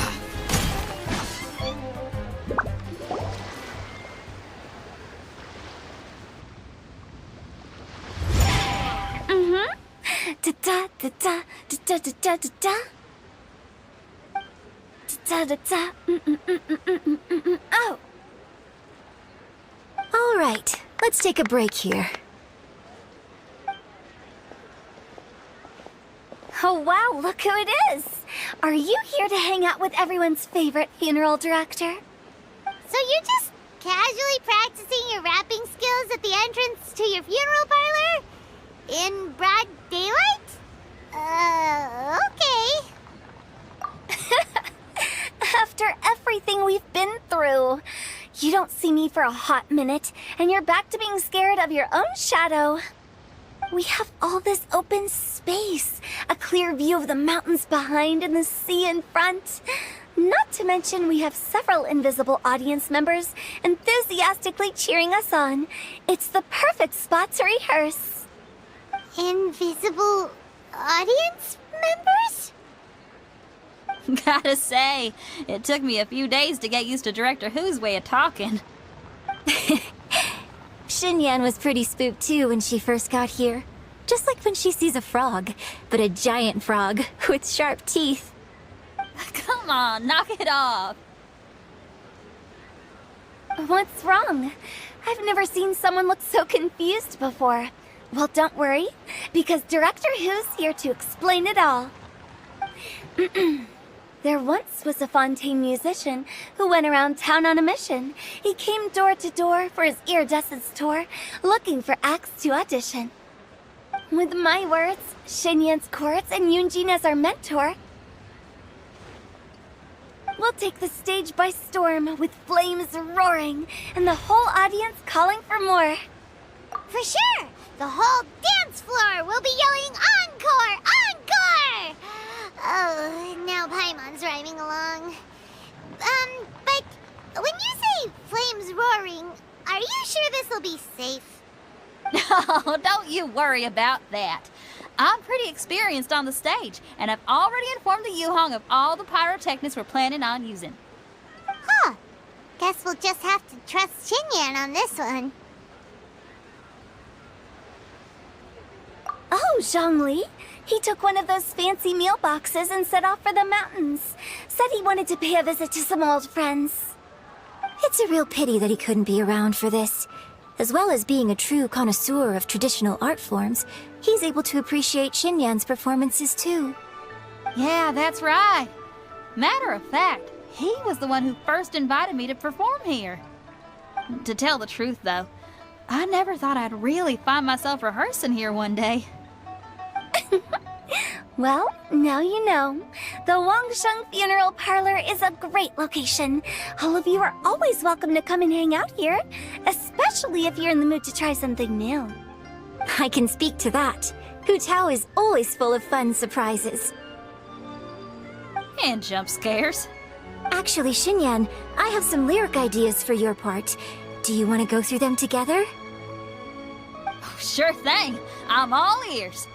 Oh, Traveler and Paimon, I believe Zhongli was heading to Mount Hulao, so make sure you're hiking up the right hill. When you see Zhongli, please pass on this message to him. It's up to him whether he wants to support us at the performance tonight, but I expect him to make time for the upcoming banquet we're planning. No excuses. You should join us too. It'll be a riot. If there's one thing I've learned from being a funeral director, it's how to throw a party.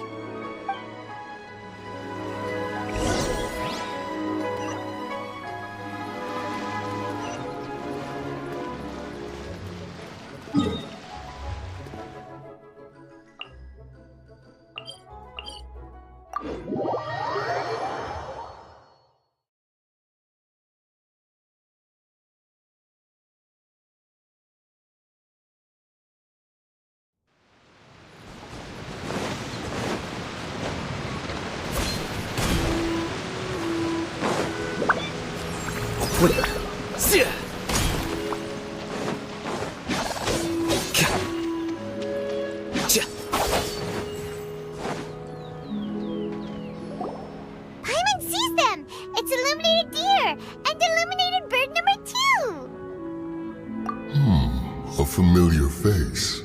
Have you come from Liyue Harbor? How is the city nowadays? Everything's great! But you know, if you're so curious, you can always go and check it out for yourself. In fact, Mooncarver has been taking many walks on Mount Tianheng in recent times. I believe the sights of the city are quite familiar to him. Zhongli! Here you are! We've brought the bamboo shoots you wanted. Impeccable timing.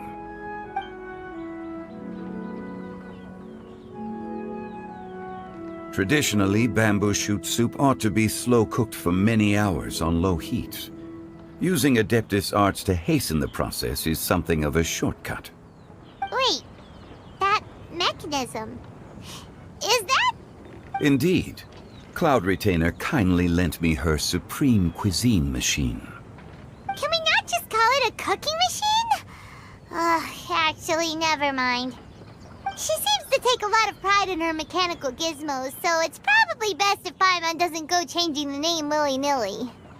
I trust that you found the answers you were seeking during your recent journey? Excellent. The past should be remembered, but not overly dwelt upon. Our journey should be seen as a means to take on more from the world around us.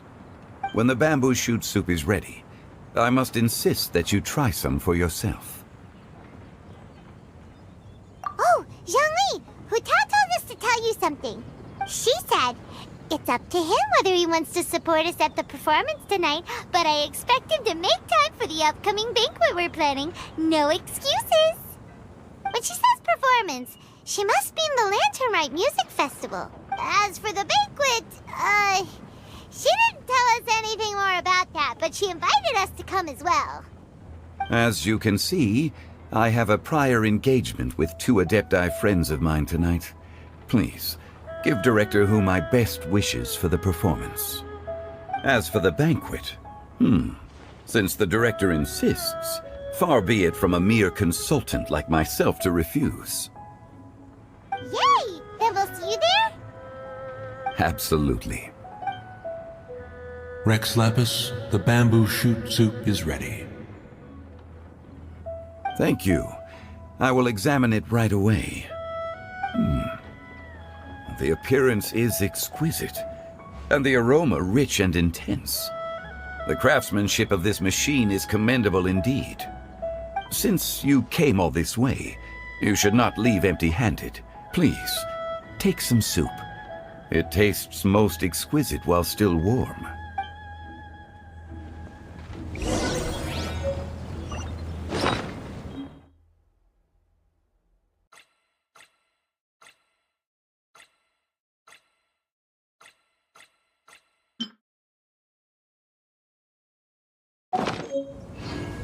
Wait. Huh? No. Whatever.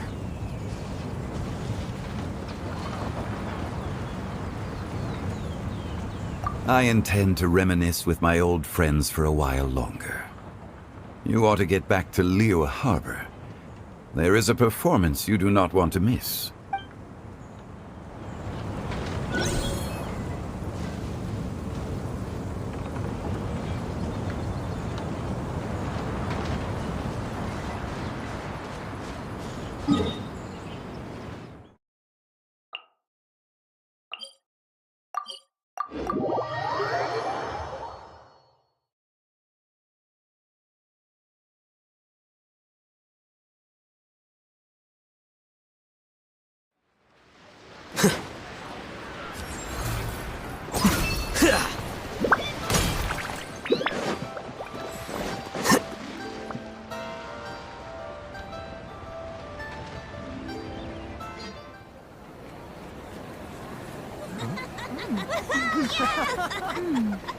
I'm honored to be here on the Iridescence Tour stage. All right, without further ado, I'm Xinyan, this is Hitao, and this is a little something called... The Bloom Lilies!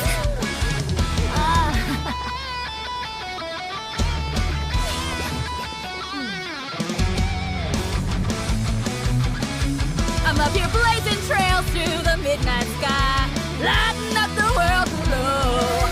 And when the crowds all hear my voice, they'll meet the spirit of rock and roll. Let's go! Hey, you butterfly, you too buzzing by, guiding your way to the afterlife, opening the path without a fright. Oh, I'll light the fire, watch it blaze across the universe. I'll spit my rhymes, watch you step, or you'll get burned. Hey, woo!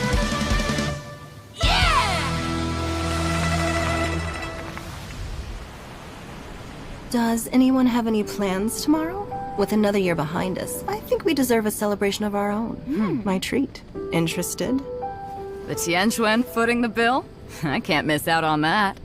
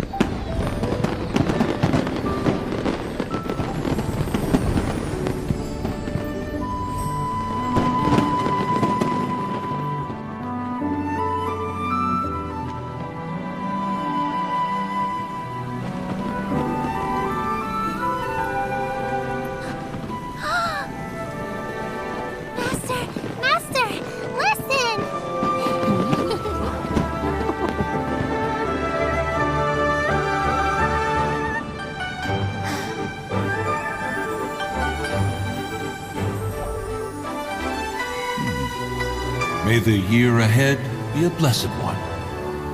I believe it shall be.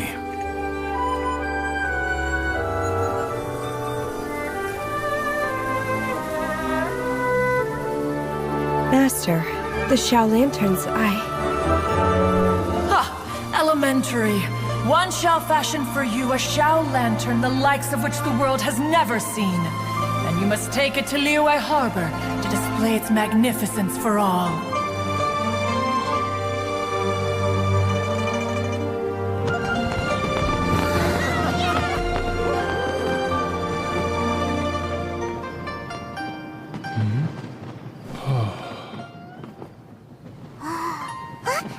Listen! That must be Madame Ping!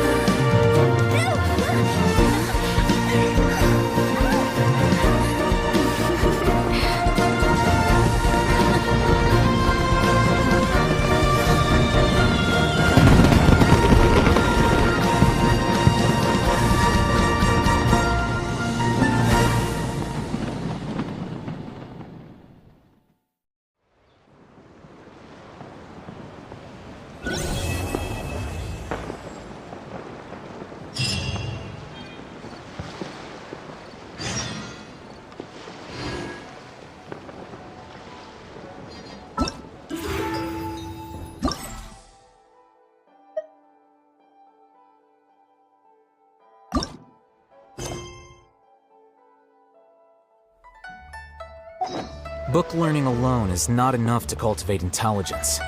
All those scholars in the academia are prime examples.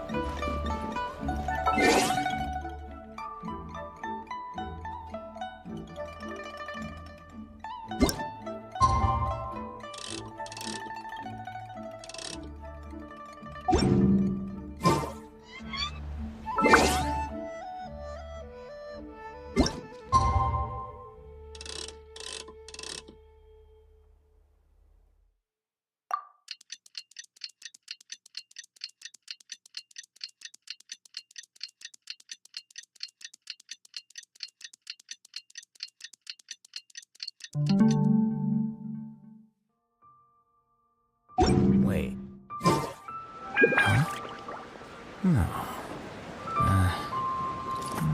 Whatever.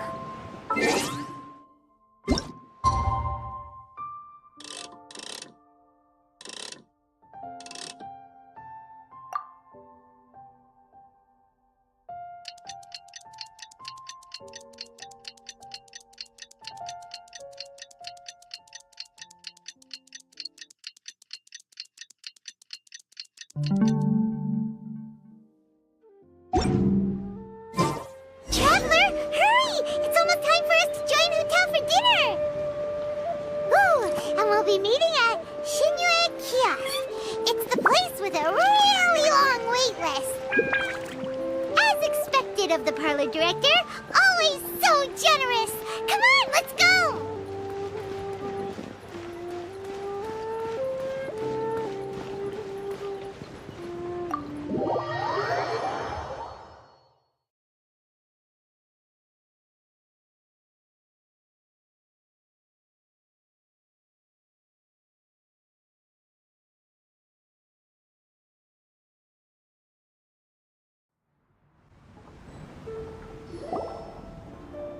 Oh, so that's how it is. Thanks for the suggestions, Mr. Zhongli. I have them all noted down. I've long heard that your knowledge encompasses all things old and new, Mr. Zhongli, but I never knew that you were well versed in the art of cooking, too. It is truly an honor to make your acquaintance. No need for formalities. I too feel humbled to be in the company of such talented young people. There are many things I could learn from you. Oh, you flatter us. If it's possible, may I trouble you to provide a few words of guidance for my practices in exorcism? Exorcism? I can't say I'm an expert in the field, but if you don't mind, we could start by discussing... Whoa, there's so many people here! All we knew was that Hotel invited Zhongli over. Paimon never thought we'd be meeting so many old friends! Happy Lantern Rite, everyone! Likewise. Please take a seat.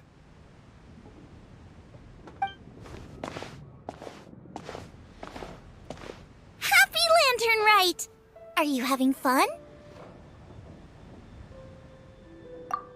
Me too. I've seen Xinyan perform before, but this is the first time I've watched something like this. I heard that the audience loved it too, and she's been receiving quite a lot of performance invitations lately. She's more busy than ever, and Yoonjin's gonna help her. Yep, and they asked us to pass on their season's greetings to everyone. They hope we'll have a wonderful gathering. The performance was spectacular indeed. However, it gave Xiangling a huge burst of inspiration, which in turn gave us a bit of a headache. Us? Did Xiangling ask you to try out her dishes too? That, my friend, is beside the point. Watching you eat was enough for me. Come to think of it, I probably shouldn't have burdened Chongyun with eating my share too. Hold on, Xiangling came up with a new recipe? Let Paimon try! See? Someone here knows how to encourage people. Thanks, Paimon. Oh, and I have to thank Mr. Zhongli, too. He gave me lots of useful pointers that really drove it home for me. Oh, so that's what you were talking about before we arrived. Yes. Since we'll be dining together, the topic of our conversation naturally revolved around cooking.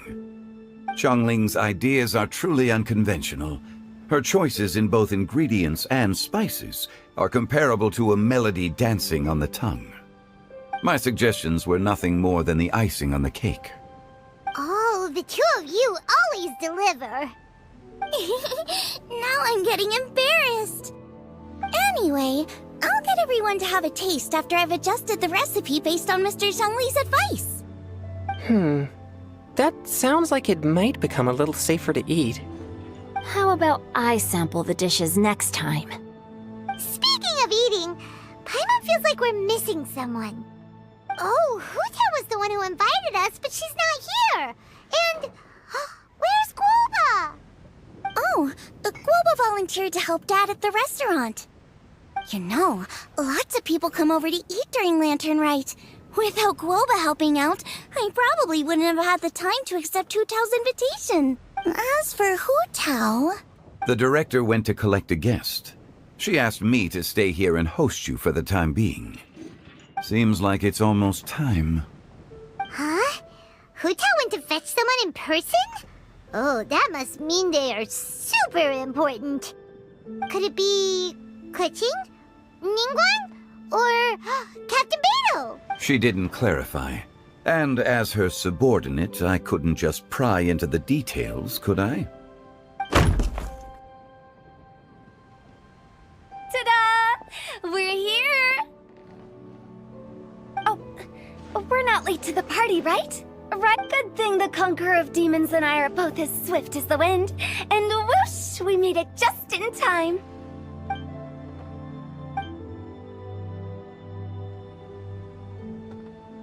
Oh. I see. So the important guest is the Conqueror of Demons. I've been looking forward to meeting you. The director didn't mention anything when she invited us. What a pleasant surprise. Gathered here with us tonight are not only young and accomplished individuals, but also the protector of Liyue's peace, Adeptus Alatus. To convene here with all of you is indeed a great honor.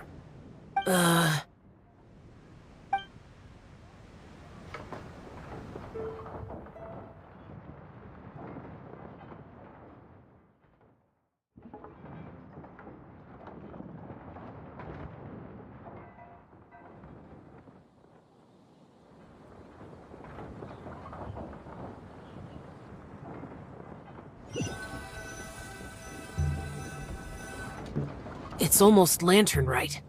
Yet you took all the trouble coming here. The director has a way of making it difficult to decline. Rex Lapis, may I ask what troubles you? The director asked me to buy sesame oil in preparation for the celebrations. Huh. Then why would you come all the way to Wangshu Inn? I had a pleasant chat with Chef Yanxiao and received some spices from him. And, see? Here's some matsutake and a portion of ham. What about the sesame oil? It's a shame. I couldn't find the kind the director was looking for.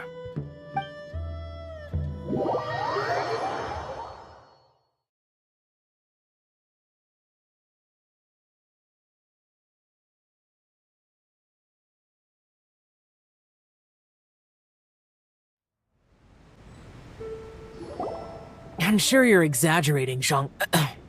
Sir. There he goes again. Enough with the pleasantries. Go let our guests take a seat.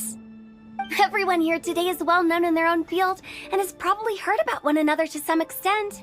Some of us are even old acquaintances, so there's no need to be this formal.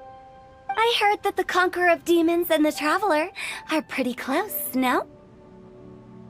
Great. You two sit together. You should take a seat too, Director. Oh? Finally remembered me? When we arrived just now, the host at Xinyue Kiosk told me our dishes are almost ready. Perfect timing. Let's not wait any longer and ask them to bring out the food.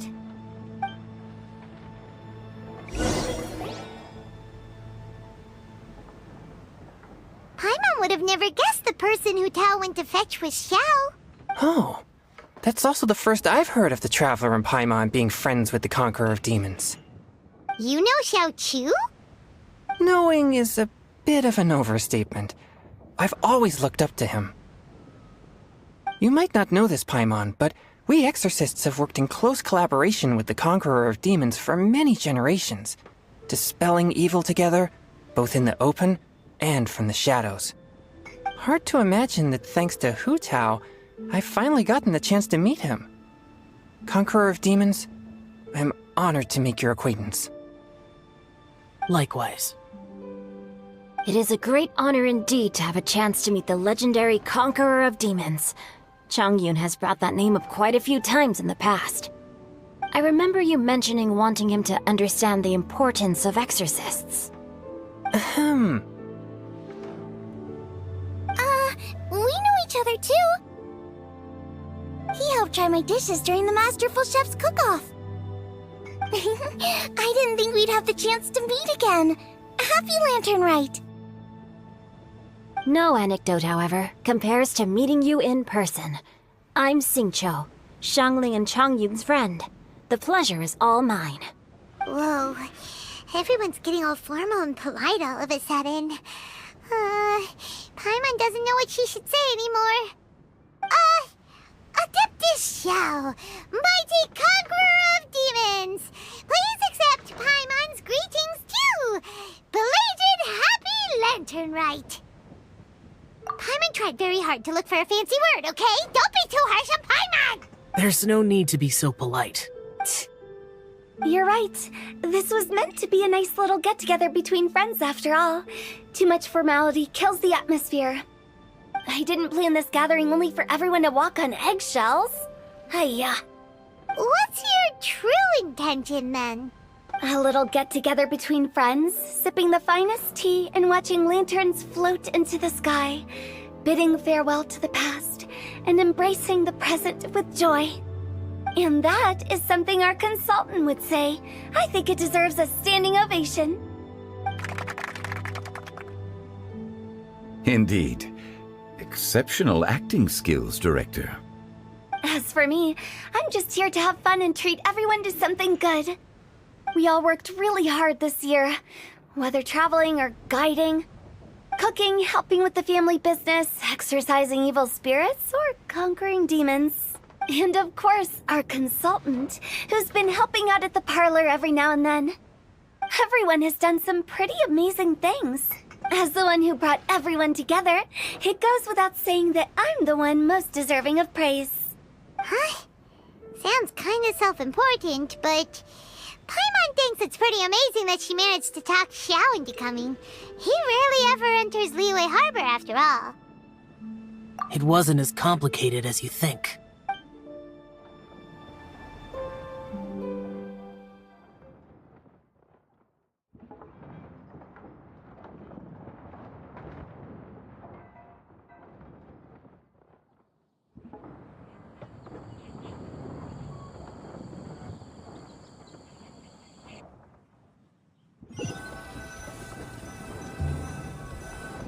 Okay, gotcha. Thanks, boss lady. It's not boss lady, just boss. And there she goes. What a lively girl. Conqueror of demons, Adeptus Xiao. Guardian of Wangshu Inn, hero of Dihua Marsh. I know you're there. Quiet. Do not disturb the peace. Sorry, but you wouldn't show up if I didn't yell your name, would you? I know you. You're the 77th director of Wangsheng Funeral Parlor. Is there something you need?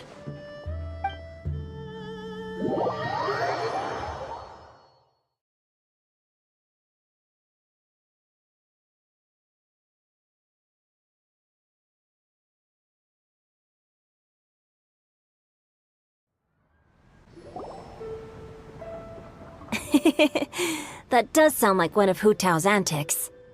Did the Conqueror of Demons agree to come so that Hu Tao would stop pestering him? There might be other reasons. Smart guess. Huh? There's more to it? It gets pretty boring from here on. I talked about the funeral parlor's past relationships with the guardian yakshas. You know, just to be sociable. In the time of the Archon War, disputes were frequent, and disaster overtook the land. Humans couldn't escape from the torment of the plague, nor could they escape death. The Adepti vanquished the demons, the Millelith fought valiantly, and Wangsheng Funeral Parlor was responsible for purifying the diseased and sending off the spirits of the dead. That is how the border between life and death was maintained during the war. And it effectively prevented further incidents from happening. That's right. 1 point for the consultant. But despite our deep-rooted connection, it still took me quite a while to actually convince him. You know him pretty well, huh? This matter is out of my control, so I need to be cautious. True, but I've kept that in mind too. That's why everyone here today is in one way or another acquainted with elemental power. Besides, it'll only be for a short while as we dine together. There won't be any lasting consequences. But I didn't expect there to be so many people. There's no need to worry, Conqueror of Demons. We're not feeling anything unusual so far. Our young exorcist over here is protected by his pure yang energy, so he's probably the most resilient. That's not the same. And did you just toss your carrots into my bowl? Hey, don't look away. Huh? What? I'm siding with Chongyun. I saw that too. You're lucky Guoba isn't here today. He hates seeing people being picky with their food. If he'd seen that, he'd definitely make you eat all your carrots. Huh? Guoba would do that? Is he that uncompromising? But now that I think of it, Xiangling told me that Guoba used to be the stove god. It sounds like you've heard the rumors.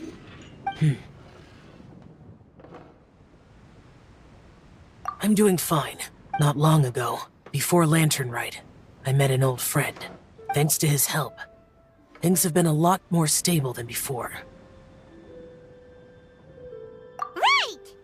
Wait, what?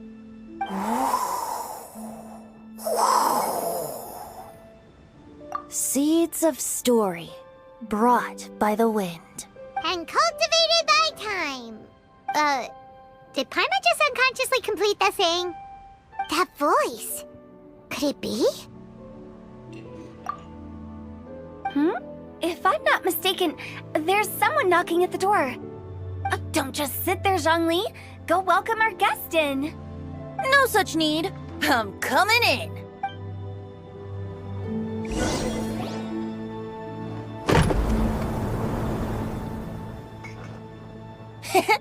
You finally let me in. Hello, hello. No matter if we've met before or not, this moment marks a brand new encounter. Old friends and new. Happy Lantern Rite. Oh, it's the tone-deaf bard. Oh, he seems to carry a valiant breeze wherever he goes. It looks like we're gonna be friends. Fate has brought us together, so come on, take a seat and be my guest. Help yourself. Oh, I'll ask them for another set of cutlery. This young lady here is as bright as a fresh bouquet of flowers in the morning's rising sun. She no doubt is the one with the most authority here. Whoa, these dishes look amazing! Is it really okay for me to join in? All right, I'm digging in. Huh, it's you. Oh, isn't this Genyu? Genyu? Yep. Now that I've taken a closer look, you're a fan of Genyu's works, aren't you? I met Xingqiu at a light novel convention. Ah, how I wish we'd met sooner.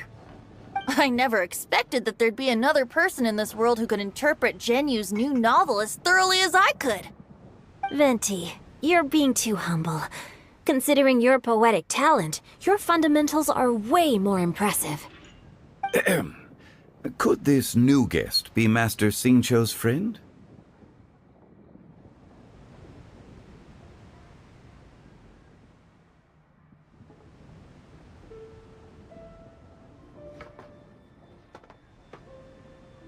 Yeah! Xiao, you remember me too, right? We had a chat not long ago. Yes, yes.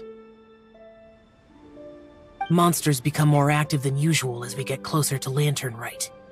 I was patrolling Dihua Marsh a few days ago, when I happened to run into this... You've already forgotten?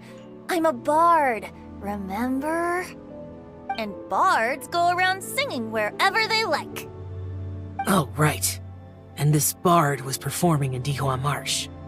It was a moving melody, and it made me feel relaxed and at ease. I couldn't help but stay and listen. Thank you for your patronage. I understand now, too.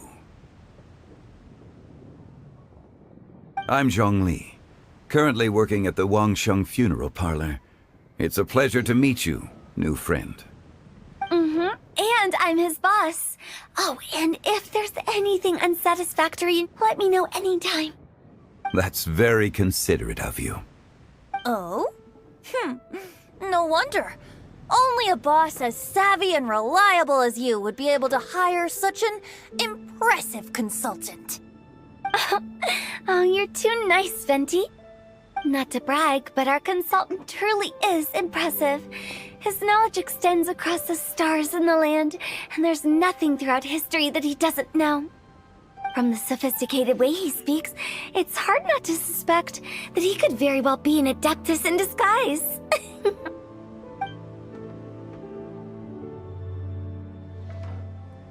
Xiao, you're an Adeptus. Do you think it might be possible? Sorry. I'm only good at conquering demons. I'm afraid I don't have much knowledge in that matter. Really? But Paimon thinks you're super knowledgeable. Huh? Oh, right! Xiao's a warrior. He doesn't come to the city very often, so it's, pretty normal for him to not know anything.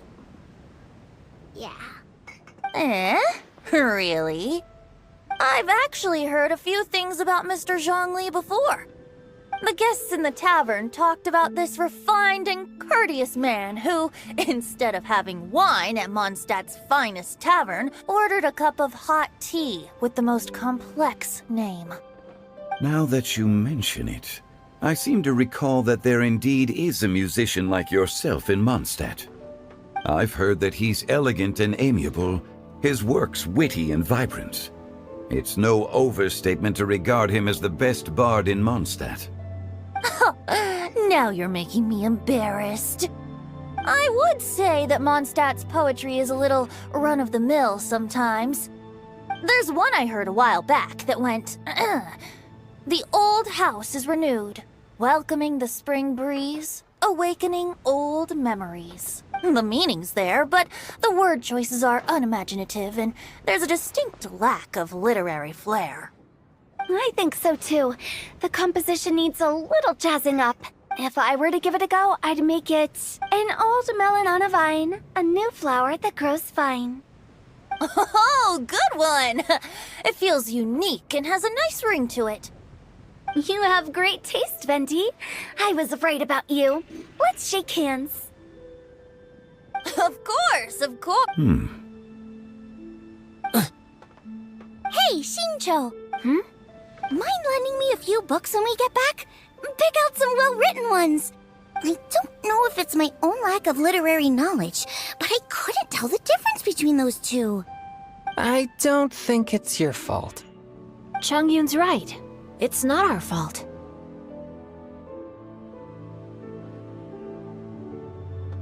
Oh, you have a point. But speaking of, why is the tone-deaf bard here? Are you here to take part in Lantern Rite too? I heard that Liyue will be hosting a Lantern Rite music festival this year. As a musician myself, how could I possibly resist the temptation to come take a look? Or listen. Getting to know other musical styles is essential to sparking inspiration, don't you think?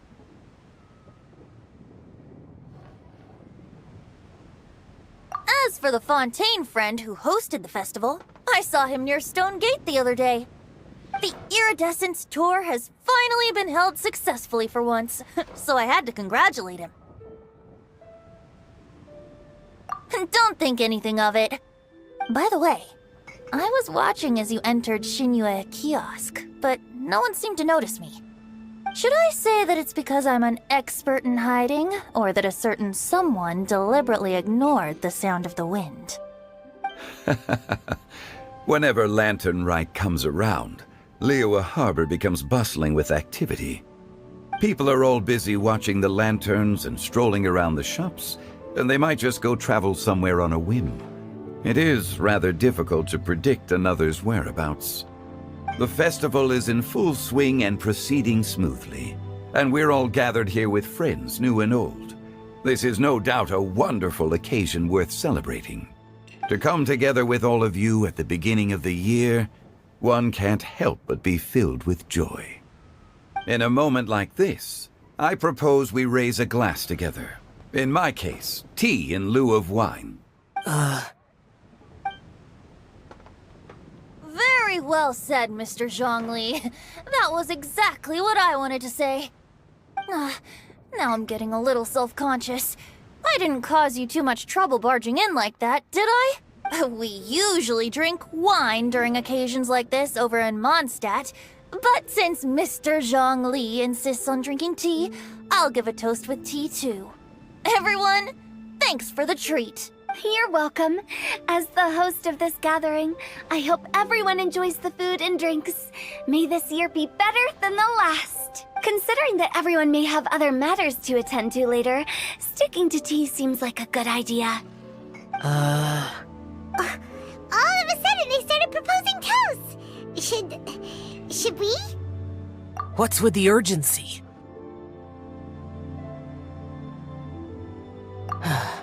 Sure. Have you two finished eating? It's always nice to have a breath of fresh air after a meal. Helps with digestion. Paimon will come too.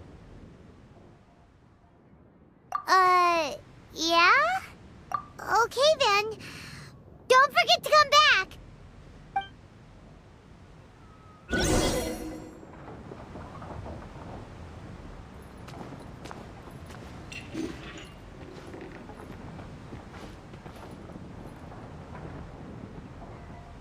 It seems like our new friend is an expert in wine.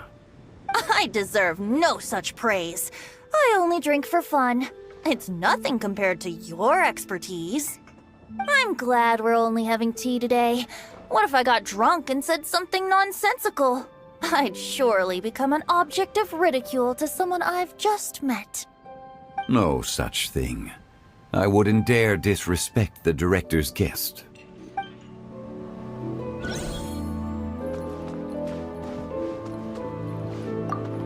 Did you talk about anything interesting before we started the meal? Anything fun I missed out on? Oh, we were talking about cooking. Mr. Zhongli told us that he went on a trip to Qiaoyang Village the other day and got a hold of some uncommon ingredients. Tea seed oil and sesame oil. He suggested I try using those in my new dishes. Oh, no wonder he left his post for so long that day. Those ingredients would be difficult for anyone else to find. I guess I'll need his help next time as well.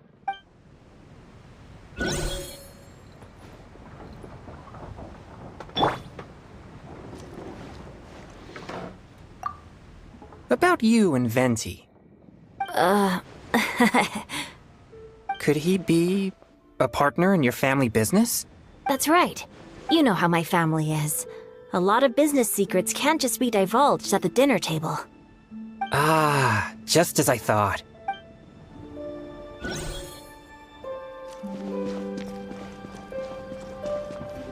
not allowed to leave Paimon here alone. To be honest, Paimon's worried about saying the wrong thing.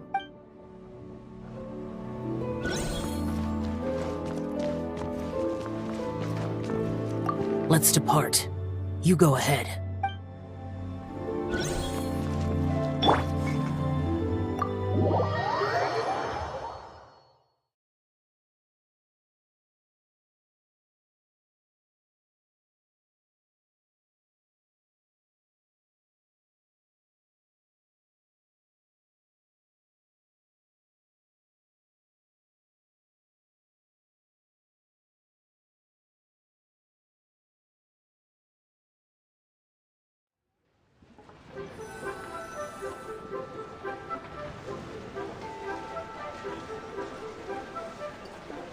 Are you all right?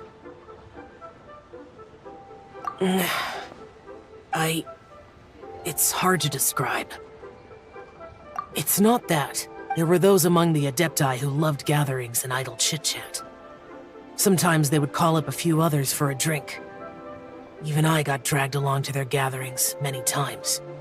The Adepti all have their specialties, making most of them proud and arrogant. Everything they say is straight from the heart. It never gets too complicated. But this time...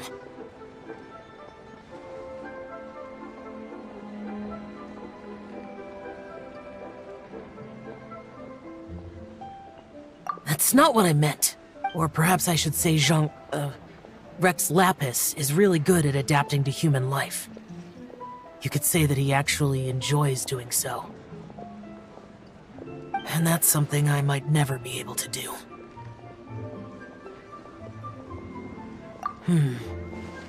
That does sound like something you would say. No matter. I know my circumstances. Whenever I think of the ordinary conversations I've had with you, it feels strangely novel.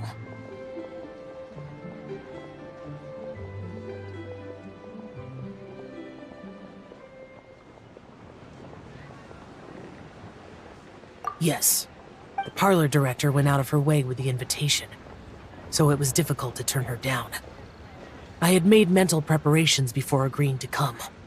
She told me that all the guests today would be acquainted with elemental power, and I knew that you would be here. But I didn't expect the other guests to be... General Capisis always said that we should live in the present and enjoy every pleasant surprise. Perhaps that's what I should do with what I'm feeling now. But I think he meant designing clothes for those around him. The clothes were intricately designed, but inconvenient to wear. Brother Bosacius never tried to hide his distaste in front of him. Rex Lapis did like his designs and even collected quite a few. The outfit he wears now was also designed by General Capisis himself. I never saw him wear this during the war. I didn't expect him to start wearing it later. Oh, here you are. I'm not intruding, right? You're not. What is it? Hu Tao saw that everyone's done eating and asked the staff to bring out the desserts. Paimon got so anxious that you weren't back yet that she scarfed down her dessert without the usual slurping and munching. To be honest, I was kind of worried too. You looked a little restless just now, and I thought you weren't used to the food here and was planning to head back to Wangshu Inn for something Yanqiao made. You're worrying too much.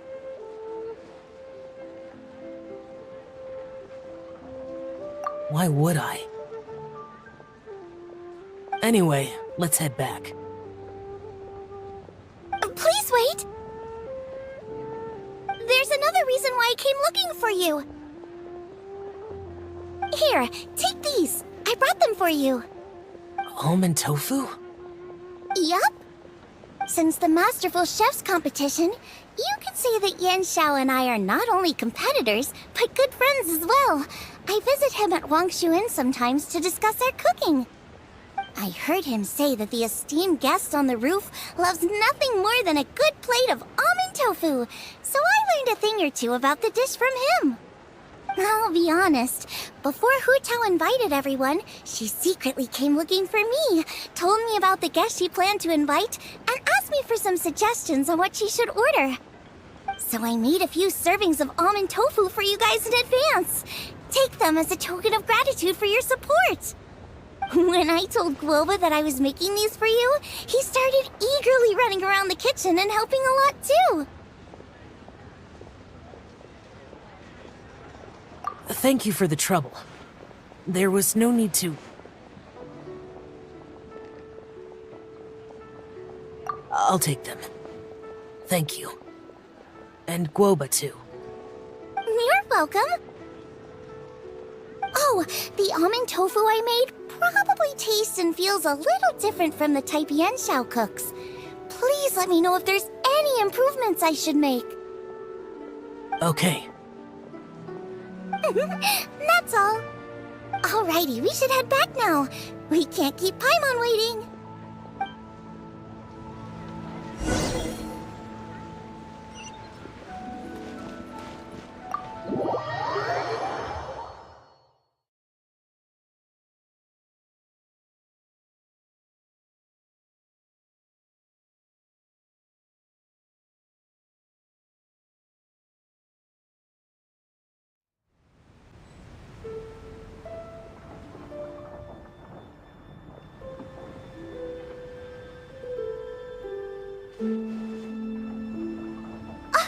You're finally done whispering secrets to each other? So much for promising Paimon you'll be back soon.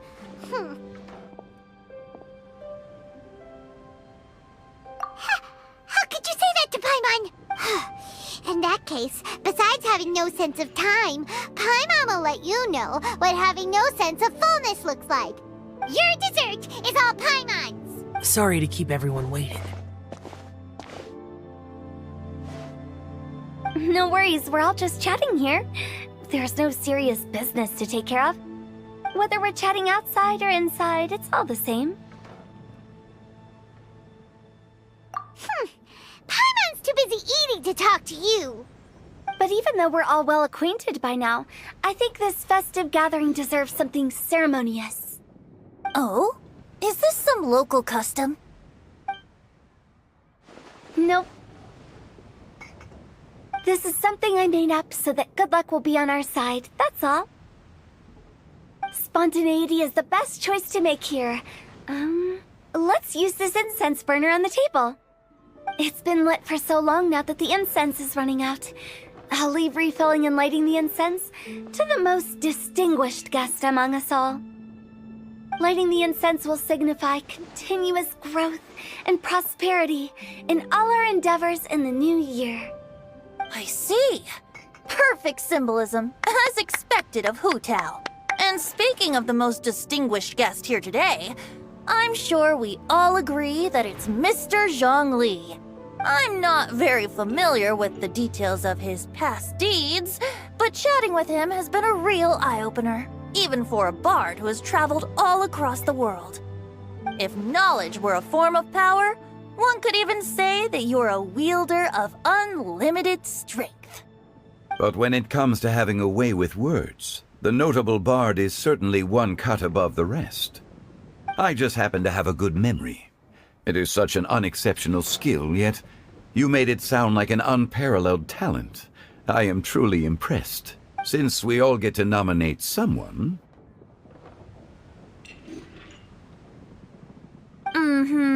I think it's only fair that we let the parlor director light the incense.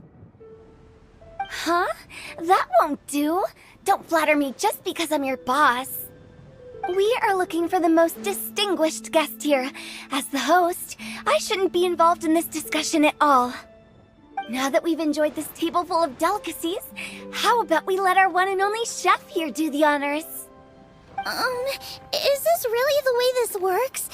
I didn't cook any of these dishes. It's not a big deal. Just look at her. Xiangling, the disciple of an adeptus, the stove god's best companion, the winner of the Masterful Chef's competition, the only heir of the famous Wanmin restaurant, a good old friend of mine. There's no better choice. Why does Paimon feel like we're back at square one again? Please stop! You're making me embarrassed. If we're looking for a distinguished guest, surely the second son of the Feiyun Commerce Guild counts. It's one of the largest commerce guilds in Liyue Harbor. Huh? Don't get me involved in this. Ooh, not a bad choice. With the Commerce Guild's young master lighting the incense, we're all sure to make a huge sum of mora in the new year. That's not how it works. Making a fortune is indeed a fine wish, but it's of lesser importance than good health and happiness, which means we should choose Chongyun, the skilled exorcist who keeps everyone's home safe from evil spirits. Huh? Now you're nominating me? I can't be the one when we have the Conqueror of Demons right here. Adeptus Xiao has the most seniority among everyone here today. We should... I refuse. I am most certainly not the most distinguished guest here. You should all be able to make the right judgment based on your observations. One person here is well acquainted with everyone else.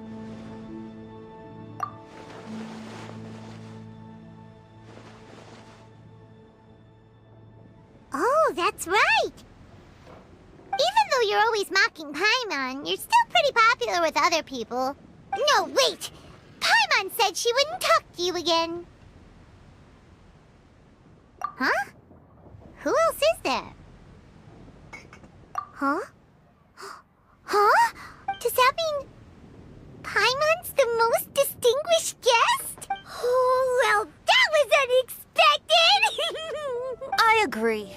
Paimon's just the one we need. Without a friend constantly by your side, a long journey would become dreadfully lonesome. But once you have someone there to brighten up the atmosphere, everything along the way will become lively and vibrant too. Ah. The traveler has traversed many nations and left behind a great deal of fascinating stories. But without Paimon, they would have become quite monotonous.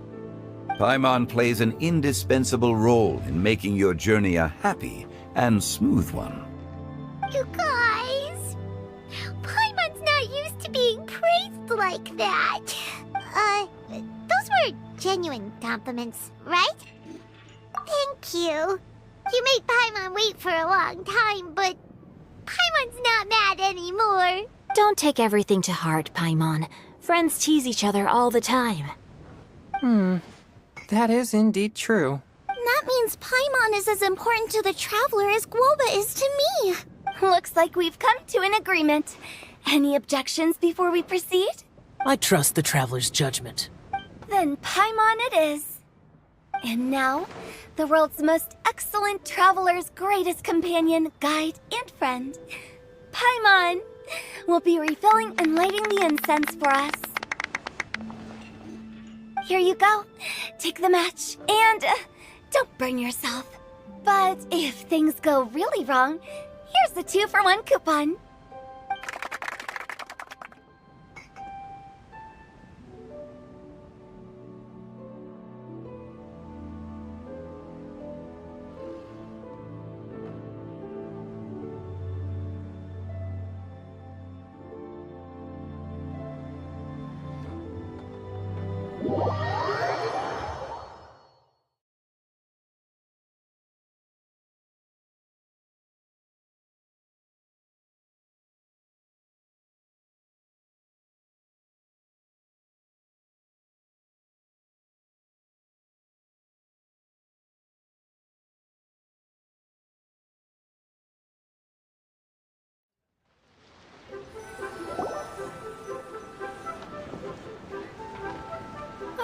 It's getting late.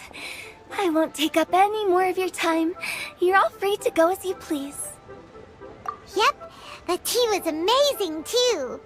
You don't have to go all polite on me. Just remember to come when I invite you next time. Let's see. It's dark out, so I'm going to accompany Xiangling, Xingqiu, and Changyun back home. As for the rest of the guests, I'll leave them to our consultant.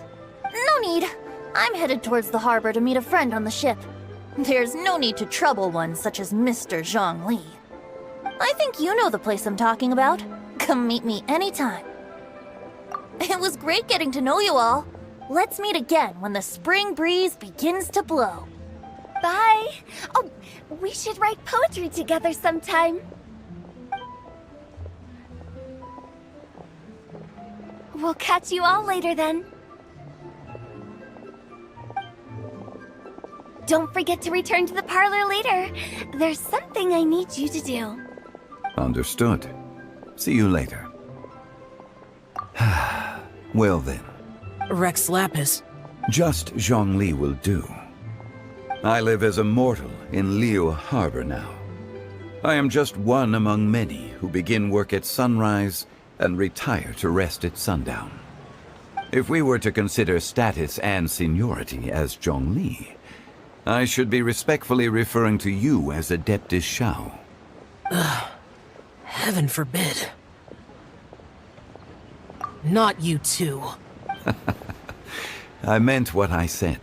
I heard that during the Lantern Rite music festival you conferred with Streetward Rambler and Cloud Retainer. I take it as you've gained a lot more knowledge about the past? The same truth will sound different coming from different people.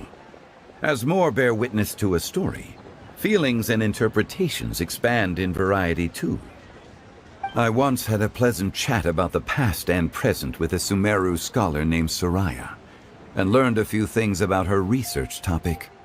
From the evidence she found and the conclusion she made, her area of research is already very close to the truth. But there are multiple sides to humans and gods alike.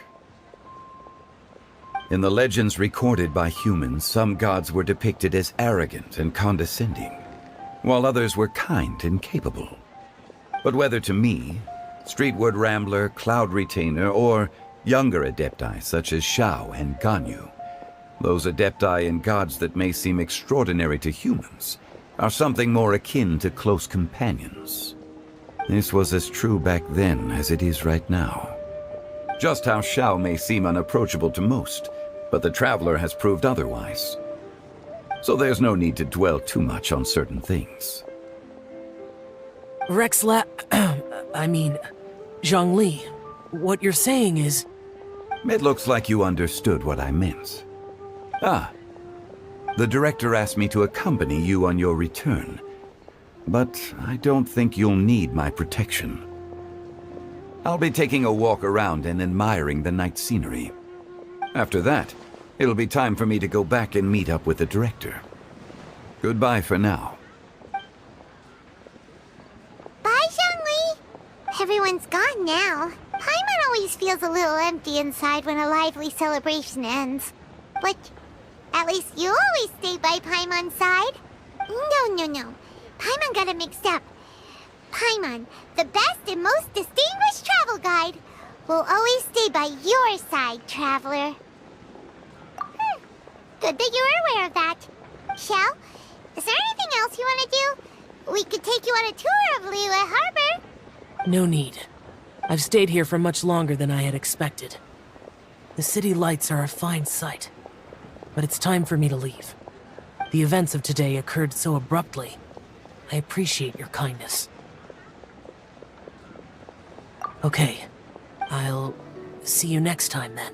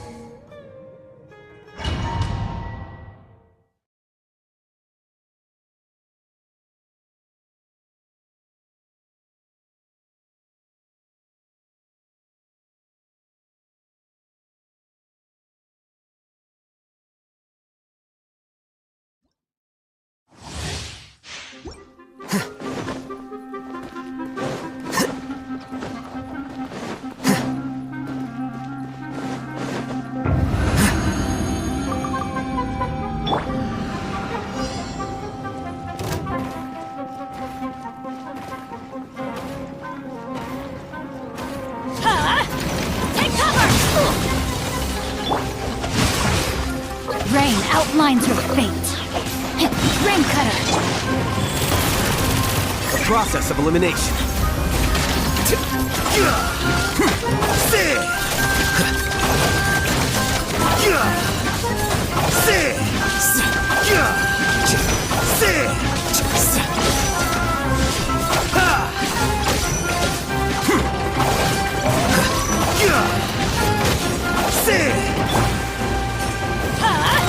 Out of the way! That's gonna hurt in the morning. I'm going in!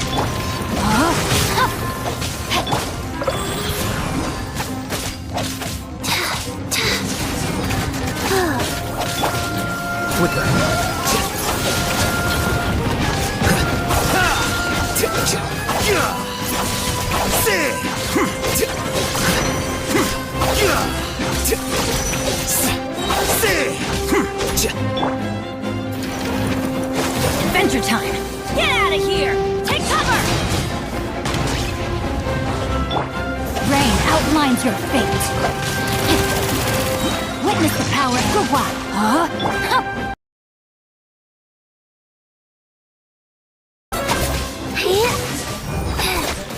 Surprise! Here you are. Ha! Gah! Ha!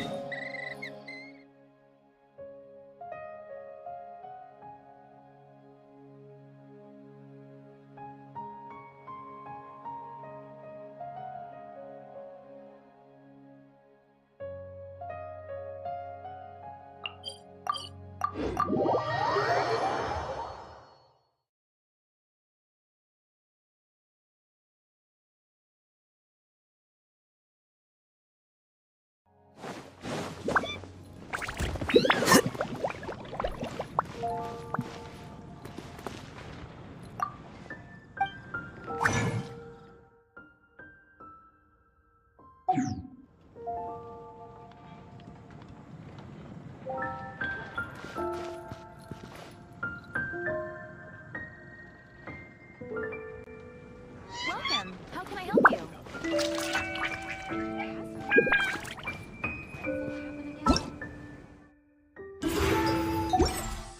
Ancient alchemy truly is fascinating.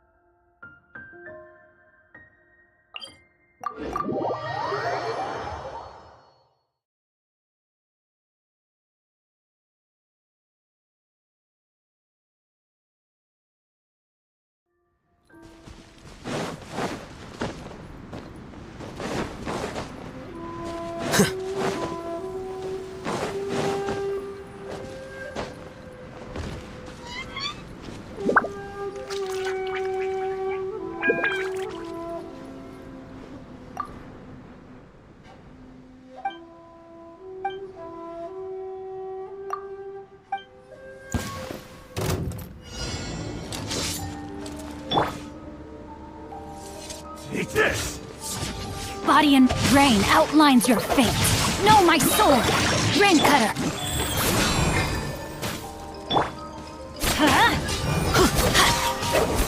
Teamwork is dreamwork!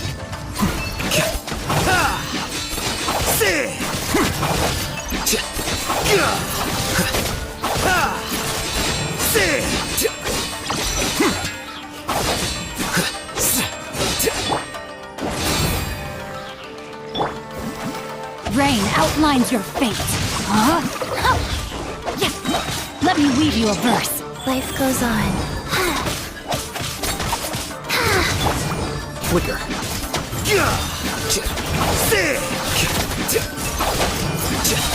The process of elimination.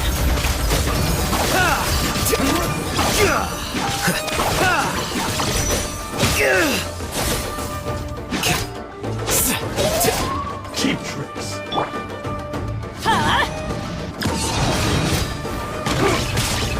Off we go! Rain outlines your fate. Rise. Here you are.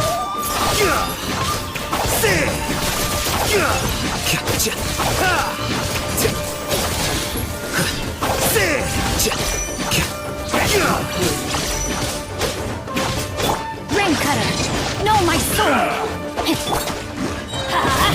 I'm going in! Sacred name, Fortune Preserver.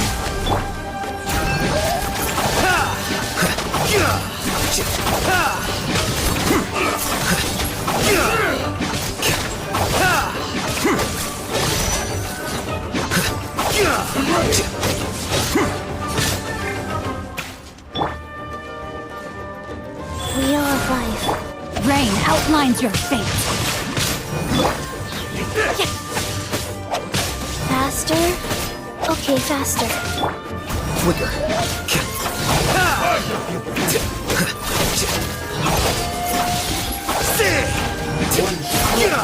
You win this battle.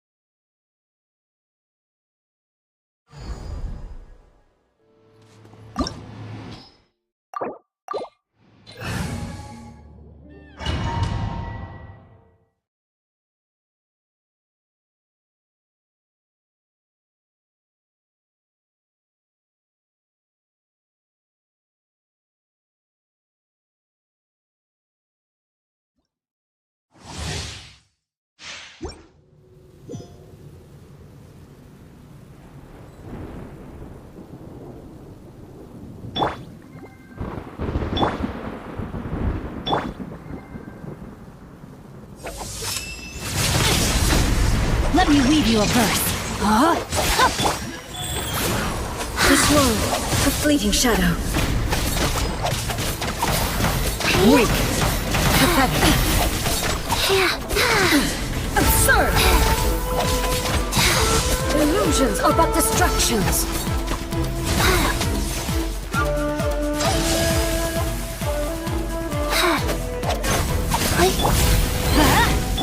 Know my sword!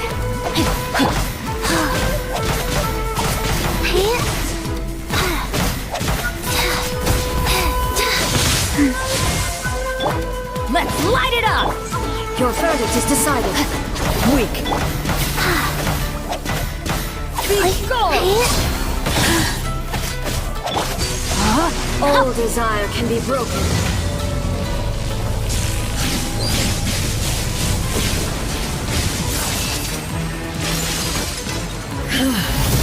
This body is eternal. Scatter! Purge all obstacles!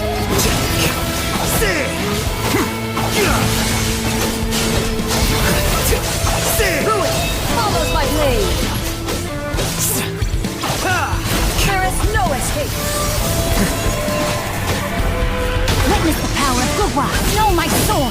Everybody stand back!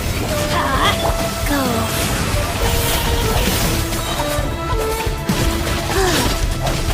Witness the final calamity! Here you are.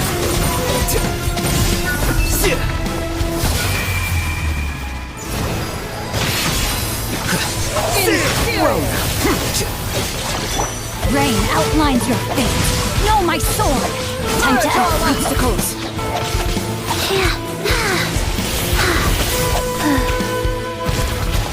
Rain cutter. Eternity is in my hands! I'm going in. Ow.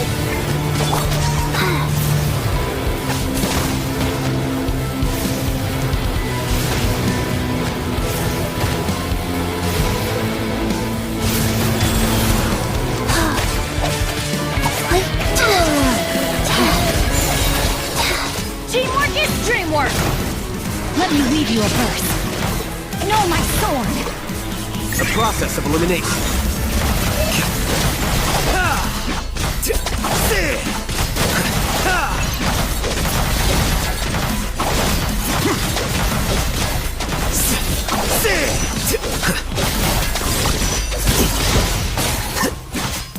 This ends now.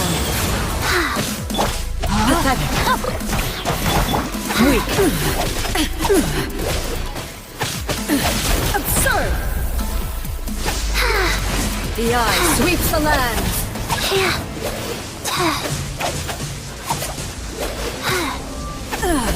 Shattered. Time to act.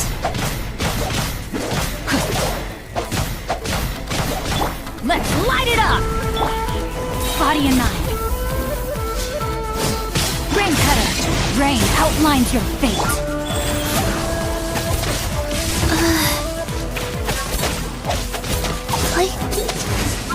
Lightning falls on the land of eternity.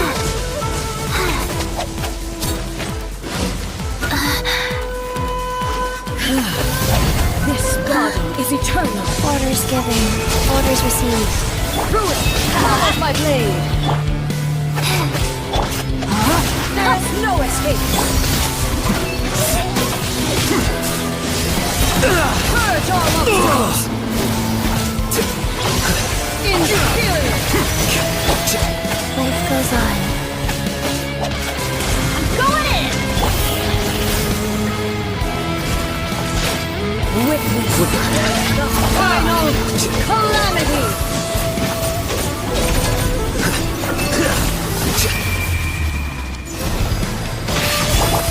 Know my sword. Rain outlines your obstacles. Let's light it up. Perish! Wheel of life. Inferior! Witness the power. Here you are. Eternity is in my hands!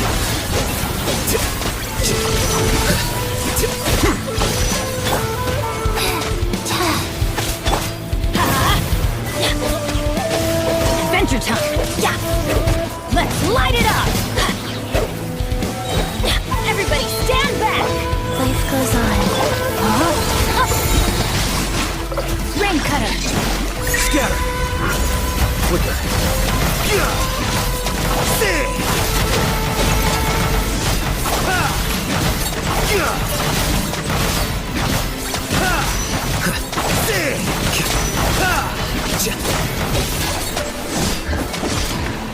I'm going in!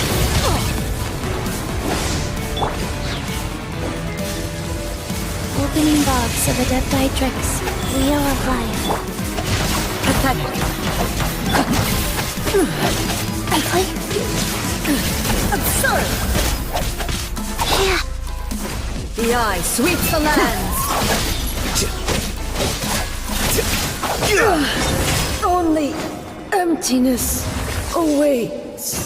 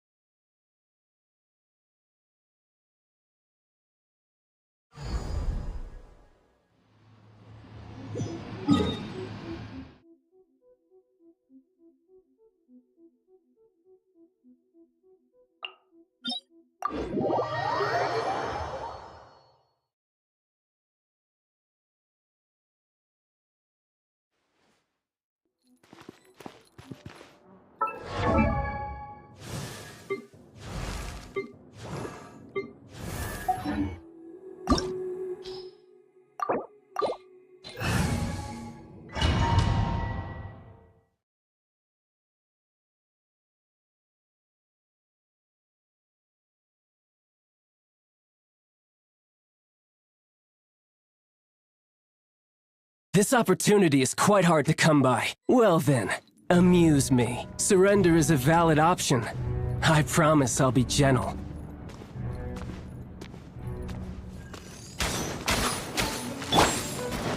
Rain, outline, and let my guard down. A fine opportunity. Huh? Cowering already? Wow. Faster? Okay, faster. Poor time. Not bad, not bad. Guess I should take you more seriously. Get out of here! That's gonna hurt in the morning.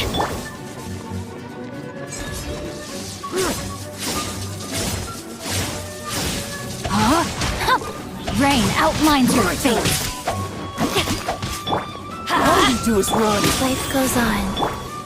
No use hiding back there. Here you are.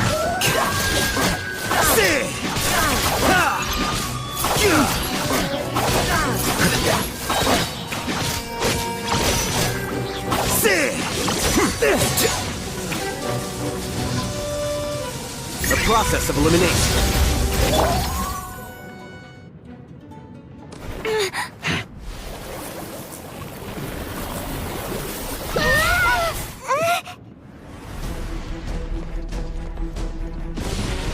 Time to act. Huh? Let me weave you a verse. Rise. Teamwork is dreamwork!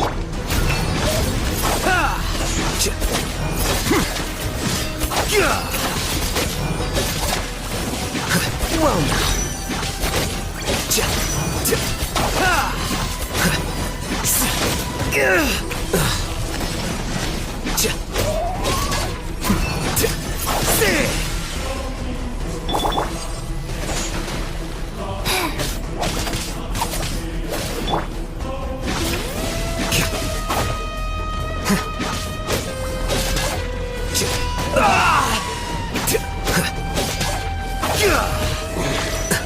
You're cut above.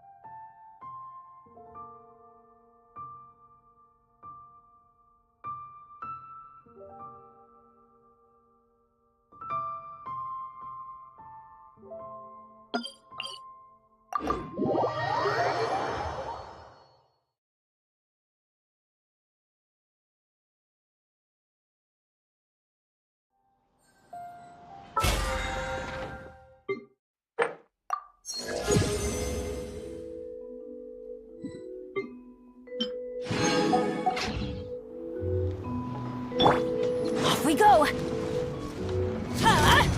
Out of the way!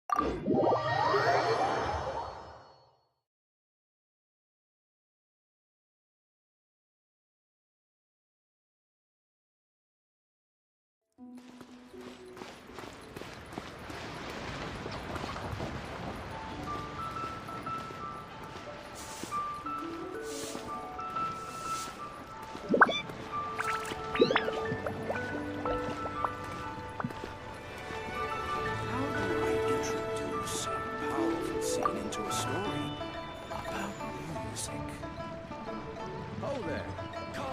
Come and see these rare and precious curios.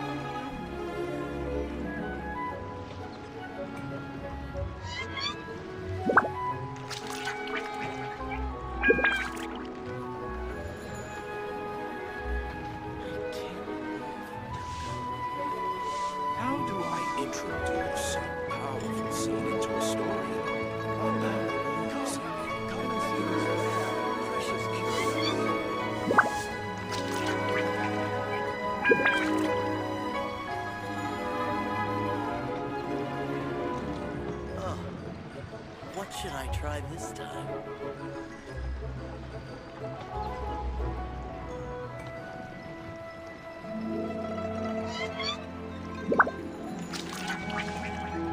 How do I introduce a powerful scene into a story about music? Oh there! Come and see these rare and precious curios.